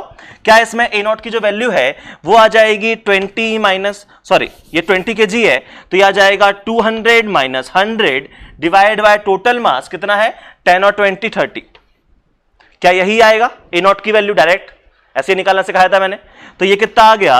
ये आ गया 100 बाय 30 बोले तो 10 बाय 3 मीटर पर सेकंड स्क्वायर। और अगर ये 10 बाय 3 मीटर पर सेकंड स्क्वायर है तो क्या मैं टेंशन की वैल्यू डायरेक्टली निकाल सकता हूं? निकाल सकता हूं बिल्कुल। टेंशन की वैल्यू क्या आ जाएगी? टेंशन की वैल्यू होगी यहां से ये कितना लग रहा है 100 न्यूटन लग रहा है नीचे की तरफ। तो अगर इसको देख के मैं टेंशन निकालूं तो टेंशन यहां पे होगा 100 plus 10 A not mg plus ma, यही तो होता है। तो ये आ जाएगा 100 प्लस 10, ए नॉट की वैल्यू कितनी है? ए नॉट की वैल्यू अभी निकाली है 10 बाय 3। तो ये कितना आ गया 100 प्लस 100 बाय 3, ये आ जाएगा 400 बाय 3। मतलब यहां पे जो रीडिंग है वो टेंशन के बराबर है और उसकी वैल्यू कितनी है 400 बाय 3 न्यूटन। ये समझ में आया? तो इतना हमारी रीडिंग आ रही होगी यहां पे। तो मैं फिर से रिपीट कर रहा हूं, मैंने क्या बोला कि चाहे सिस्टम हमारा एक्सीलरेट कर रहा हो चाहे इक्विलिब्रियम पे हो, स्प्रिंग बैलेंस है और आइडियल स्प्रिंग बैलेंस है। देखो अगर नॉन आइडियल है तो क्या होगा वो हम कहानी आगे बात करेंगे, ठीक है।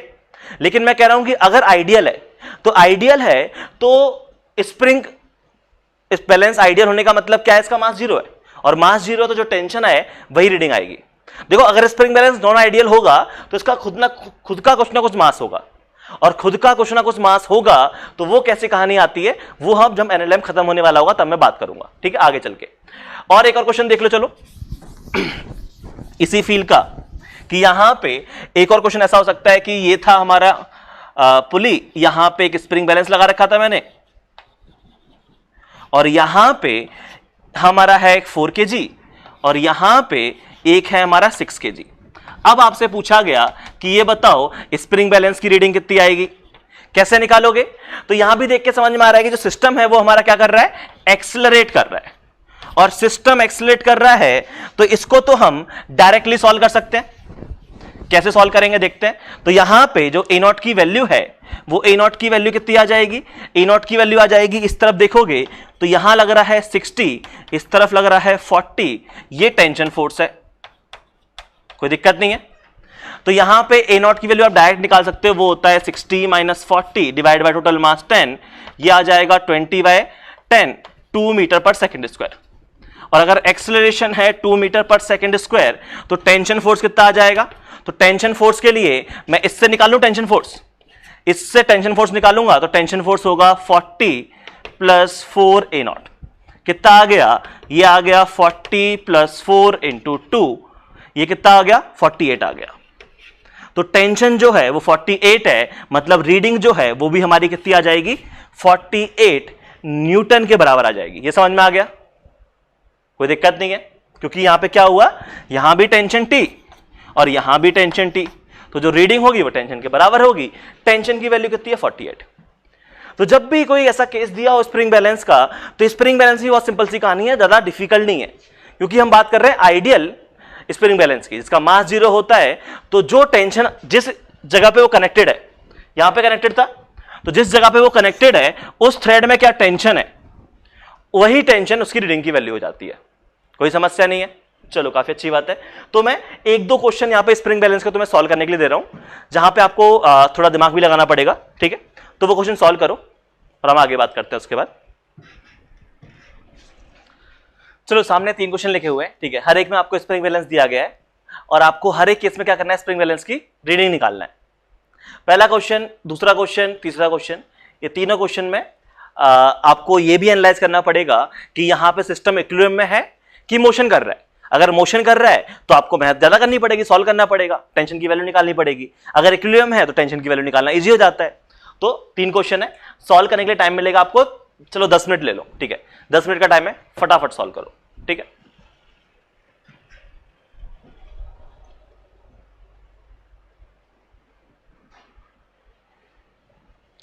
चलो आई थिंक सॉल्व कर लिया होगा।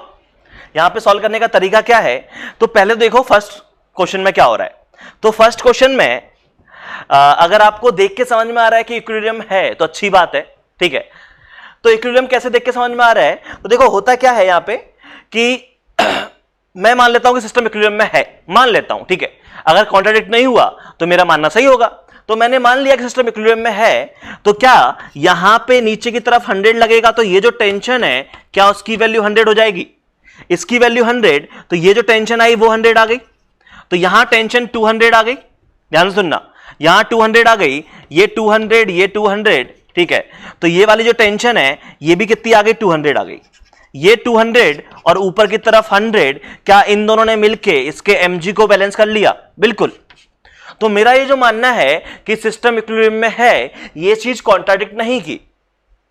देखो ये भी बैलेंस हो गया, ये भी बैलेंस हो गया, तो फिर मेरा ये मानना बिल्कुल सही है कि सिस्टम इक्विलिब्रियम में है। अगर कॉन्ट्राडिक्ट कर जाती तो हम बोलते सिस्टम इक्विलिब्रियम में नहीं है। तो एक तरीका तो सॉल्व करने का ये है, इक्विलिब्रियम चेक करने का कि नहीं है, ठीक है। दूसरा तरीका क्या हो सकता है इक्विलिब्रियम चेक करने का? वो दूसरा तरीका ये हो सकता है कि आप इनका एक्सप्रेशन मान लो A1 A2 और इस पूरे सिस्टम को सॉल्व करो, और अगर सिस्टम इक्विलिब्रियम में होगा तो A1 की वैल्यू भी 0 आ जाएगी और A2 की वैल्यू भी 0 आ जाएगी। लेकिन बहुत मेहनत है उस तरीके में, है कि नहीं? तो इसलिए बेटर तो ये है जो मेथड नंबर 1, क्या मान लो सिस्टम इक्विलिब्रियम में है और देखो कि सब कुछ सेट हो रहा है कि नहीं हो रहा, कुछ कॉन्ट्राडिक्ट तो नहीं कर रहा, कोई दिक्कत नहीं है। तो यहां तो मुझे देख के समझ में आ गया कि सिस्टम किस में है, इक्विलिब्रियम में है। और अगर यहां सिस्टम इक्विलिब्रियम में है तो यहां पे ध्यान से देखोगे तो मैं इसकी रीडिंग निकालनी थी, इसकी रीडिंग निकालनी थी, तो क्या इसकी रीडिंग यहां देखोगे तो ऊपर 200 और नीचे 200 लग रहा है, तो रीडिंग कितनी आ जाएगी, 200 न्यूटन। ये समझ में आ गया, कोई दिक्कत नहीं है। इस वाले केस में देख के समझ में आ रहा है सिस्टम इक्विलिब्रियम में है ही नहीं, और अगर सिस्टम इक्विलिब्रियम में नहीं है तो ये A0 से इस तरफ आएगा, ये A0 से ऊपर की तरफ जाएगा, और यहां टेंशन हमने T मान ली है, तो यहां टेंशन कितनी आ जाएगी, 2T आ जाएगी। मतलब 2T नीचे की तरफ लगेगी और 2T इधर लगेगी। ये समझ में आ रहा है? तो यहां जो रीडिंग है वो 2T के बराबर आएगी, बट उसके लिए पहले मुझे T की वैल्यू निकालनी पड़ेगी, और T की वैल्यू निकालने के लिए मुझे पहले A0 चाहिए। तो पूरा ही सॉल्व करने का मेथड है यहां पे, तो क्या आपको पूरा ही सॉल्व करना पड़ेगा। तो यहां पे A0 की वैल्यू निकालते हैं, A0 की वैल्यू फटाफट निकाल लेते हैं, क्या आ जाएगी, ये आ जाएगी, इस तरफ लग रहा है 60, इस तरफ लग रहा है 40, तो ये आ जाएगा 60 - 40 डिवाइड बाय 10, ये आ गया 2 मीटर पर सेकेंड स्क्वायर A0। और A0 2 मीटर पर सेकेंड स्क्वायर आ गया, तो अगर यहां पे मैं टेंशन की वैल्यू निकालूं तो टेंशन की वैल्यू कितनी आ जाएगी, किधर निकालें, इसको साफ कर लें, पहले जगह हो जाएगी थोड़ी। यहां निकाल लेते हैं टेंशन की वैल्यू। टेंशन की वैल्यू कितनी है इसको देख के आपको समझ में आ रहा होगा, टेंशन की जो वैल्यू है वो आ जाएगी 40 + 4 A0, बोले तो 48 न्यूटन। तो टेंशन की वैल्यू 48 है, तो ये कितना हो जाएगा, ये हो जाएगा ट्वाइस ऑफ 48, ठीक है। तो ट्वाइस ऑफ 48 कितना हो गया, 96 हो गया, तो ये आ गया हमारा 96 न्यूटन। इसमें भी ज्यादा कोई खास दिक्कत हुई नहीं। बात करते हैं क्वेश्चन नंबर 3 के बारे में। क्वेश्चन नंबर 3 में अब ये तो देख के आपको समझ में आ गया कि क्वेश्चन नंबर 3 जो है वो एक्चुअली क्वेश्चन नंबर 1 से बना है, क्योंकि क्वेश्चन नंबर 1 भी तो यही था, बस क्वेश्चन नंबर 1 में यहां 10 था, 30 था।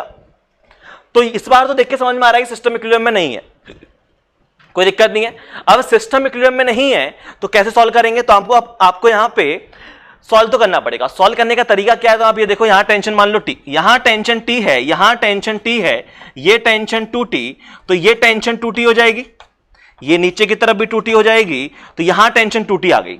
ये समझ में आ रहा है ना? मतलब इस ब्लॉक पे ऊपर की तरफ T और इस तरफ 2T, और नीचे की तरफ लग रहा है 400, और इस वाले ब्लॉक पे ऊपर की तरफ T और नीचे की तरफ 100। तो हो क्या रहा है, ये जो हमारा A और B ब्लॉक हैं, ये ब्लॉक्स क्या कर रहे हैं, इसका नाम A बोल देते हैं, इसका नाम B बोल देते हैं, ये दोनों क्या कर रहे हैं, एक्सलेट कर रहे हैं। अब एक्सलेट कर रहे हैं तो आपको कांस्टेंट रिलेशन तो निकालना पड़ेगा, और कांस्टेंट रिलेशन कैसे निकालोगे, तो कांस्टेंट रिलेशन निकालने के लिए आपको जो तरीका पसंद आए वो तरीका फॉलो कर लो। लेकिन मैं कह रहा हूं कि ये थोड़ा सा कॉम्प्लेक्स सिस्टम है, यहां पे आप कांस्टेंट निकालने के लिए work done by tension force equal to 0 कर दो, और work done by tension force equal to 0 करोगे तो यहां पे आपको देख के समझ में आ जाएगा कि अगर ये मूव करता है ऊपर की तरफ x1 तो ये मूव करता है नीचे की तरफ x2। ध्यान से सुनना, तो work done by tension force मैंने क्या निकाल रहा हूं, यहां पे सबसे पहले निकाल रहा हूं कांस्टेंट रिलेशन। तो कभी कभी हमें कांस्टेंट रिलेशन में भी सॉल्व करना पड़ता है, लेकिन मुझे तो देख के समझ में आ रहा है कि यहां रिलेशन क्या है, तुम्हारे लिए सॉल्व कर रहा हूं मैं, ठीक है। एक्सपीरियंस के साथ में तुम्हें भी समझ में आ जाएगा कि कांस्टेंट रिलेशन देख के समझ में आ जाएगा, ठीक है। तो यहां पे कैसे करना है, तो work done on A plus work done on B 0 करोगे, वर्क डन ऑन ए क्या है, ये है t into x1। Work done on B क्या है, वर्क डन ऑन बी है नेगेटिव का 3t, पार्टिकल नीचे की तरफ जा रहा है, x2 इक्वल टू 0, तो यहां से आ गया x1 is equal to 3 times x2, x1 is equal to 3 times x2। मतलब यह है कि अगर मैं ये मान लूं कि ये पार्टिकल नीचे जा रहा है a0 से, तो ये ऊपर जा रहा है 3a0 से। यही तो है इस कंसंट्रेशन का मतलब, कि अगर x2 की वैल्यू यहां पे अगर पार्टिकल a0 से जा रहा है, तो वो वाला पार्टिकल जाएगा 3a0 से ऊपर की तरफ। कोई समस्या नहीं है। अब कंस्टेंट निकाल लिया, तो अब आपको पूरा सॉल्व करना पड़ेगा, जो कि मैंने आज की क्लास में सिखाया है, एप्लीकेशन ऑफ कंस्टेंट रिलेशन, वो यही तो था। तो इस क्वेश्चन में वही चीज अप्लाई करनी पड़ रही है अपने को। अब यहां टेंशन भी निकालना, तो इक्वेशन लिखनी पड़ेगी मेरे को हर एक की। तो सबसे पहले मैं यहां पे ए और बी का एफबीडी बना देता हूं, ठीक है, इधर बना देते हैं। तो ये है हमारे पास बॉडी ए, और बॉडी ए पे ऊपर की तरफ लग रहा है टेंशन फोर्स, नीचे की तरफ लग रहा है 100 न्यूटन, इसका मास है 10 kg, और ये ब्लॉक ऊपर जा रहा है 3a0 से। और ब्लॉक बी की बात करोगे तो ब्लॉक बी का जो मास है वो है 40 kg, और नीचे की तरफ लग रहा है 400, ऊपर की तरफ लग रहा है 3t, और ये ब्लॉक नीचे जा रहा है a0 से। इसके लिए क्वेश्चन लिखेंगे तो ये आ जाएगी t माइनस 100, इसकी वैल्यू, इसका मास इनटू एक्सेलरेशन। इसके लिए क्वेश्चन लिखेंगे तो ये क्या आ जाएगा, 400 माइनस 3t, इसकी वैल्यू, इसका मास इनटू इसका एक्सेलरेशन। क्या करना है, इनका करने का तरीका बस इतना है कि यहां पे क्या करो, 3 का मल्टीप्लाई करके इसको सॉल्व कर लो, ठीक है। तो इसमें 3 का मल्टीप्लाई कर देते हैं, सम कर देते हैं, तो ये कितना हो जाएगा, ये हो जाएगा 400 माइनस 300, इसकी वैल्यू कितनी है, तो ये हो जाएगा 30 और 3, ये कितना हो जाएगा 90a0, ठीक है, 30 इंटू 3 90a0, और ये कितना है 40a0। सॉल्व करोगे तो ये लिखा हुआ है 100, इसकी वैल्यू 130a0, ये कैंसिल हो गया, यहां से a0 की जो वैल्यू है वो आ गई 10/13 मीटर पर सेकंड स्क्वायर। ये a0 की वैल्यू आ गई। अब a0 की वैल्यू आ गई तो आपको टेंशन की वैल्यू भी निकालनी है, तो आप टेंशन की वैल्यू और निकाल दो। और टेंशन की वैल्यू किससे निकालोगे, तो अब आपकी इच्छा है आप कौन सी इक्वेशन फॉलो करना चाहते हो। तो मैं टेंशन की वैल्यू निकालने के लिए इक्वेशन नंबर 1 से बात कर लेता हूं, ठीक है। इक्वेशन नंबर 1 क्या बोल रही है, इक्वेशन नंबर 1 का कहना है कि जो t की वैल्यू है वो है 100 प्लस 30a0, तो ये हो जाएगा 100 प्लस 30, a0 की वैल्यू है 10 डिवाइड बाय 13, कोई दिक्कत नहीं है। तो ये कितना हो जाएगा, ये हो जाएगा 1300 प्लस 300 डिवाइडेड बाय 13, ये आ जाएगा 1600 डिवाइड बाय 13, इतना आपका टेंशन की वैल्यू है। ये समझ में आया। तो जब भी कोई इतना गंदा क्वेश्चन आ जाएगा ना, तो उसमें आपको पूरा ही सॉल्व करना पड़ेगा। आपको यहां पे कंस्टेंट रिलेशन भी अप्लाई करना पड़ रहा है, टेंशन वाली चीज भी अप्लाई करनी पड़ रही है, इक्वेशन भी बनाना पड़ रहा है और सॉल्व भी करना पड़ रहा है, तो मेहनत है। लेकिन क्या कॉन्सेप्ट ऐसा कुछ है जो हमको नहीं पता, नहीं, हम ये सारे के सारे कॉन्सेप्ट पढ़ चुके हैं अभी तक। तो बस मेहनत है, और वह मेहनत करने के लिए कोई दिक्कत वाली बात नहीं है, मेहनत अपन कर लेते हैं। तो टेंशन आ गई। अब क्या करना है, रीडिंग निकालनी है। तो रीडिंग कितनी आएगी यहाँ पे, तो इस केस में जो रीडिंग आएगी वो 2t के इक्वल आएगी, और 2t कितना है, 1600 का दुगना कितना हो गया, 3200 डिवाइड बाय 13 न्यूटन, इतना आंसर आएगा। ये समझ में आ गया, कोई दिक्कत नहीं है, कोई फाइट है ना। तो इस तरीके से हम इन क्वेश्चन को सॉल्व कर सकते हैं। तो आई होप आज की तुम्हें पूरी कहानी समझ में आ गई होगी, ठीक है। अगर कोई भी दिक्कत है तो एक बार सारे क्वेश्चंस को पलट के देखो कि क्या गलती हो रही है, ठीक है। और ये आज की जो क्लास है ये बहुत ही क्रूशियल क्लास है, क्योंकि इसमें जो कॉन्सेप्ट सिखाया है यही डायरेक्ट पूछा जाएगा, ठीक है। तो आज की क्लास में जो सिखाया गया है उसमें पुराने सारे कॉन्सेप्ट यूज हो गए।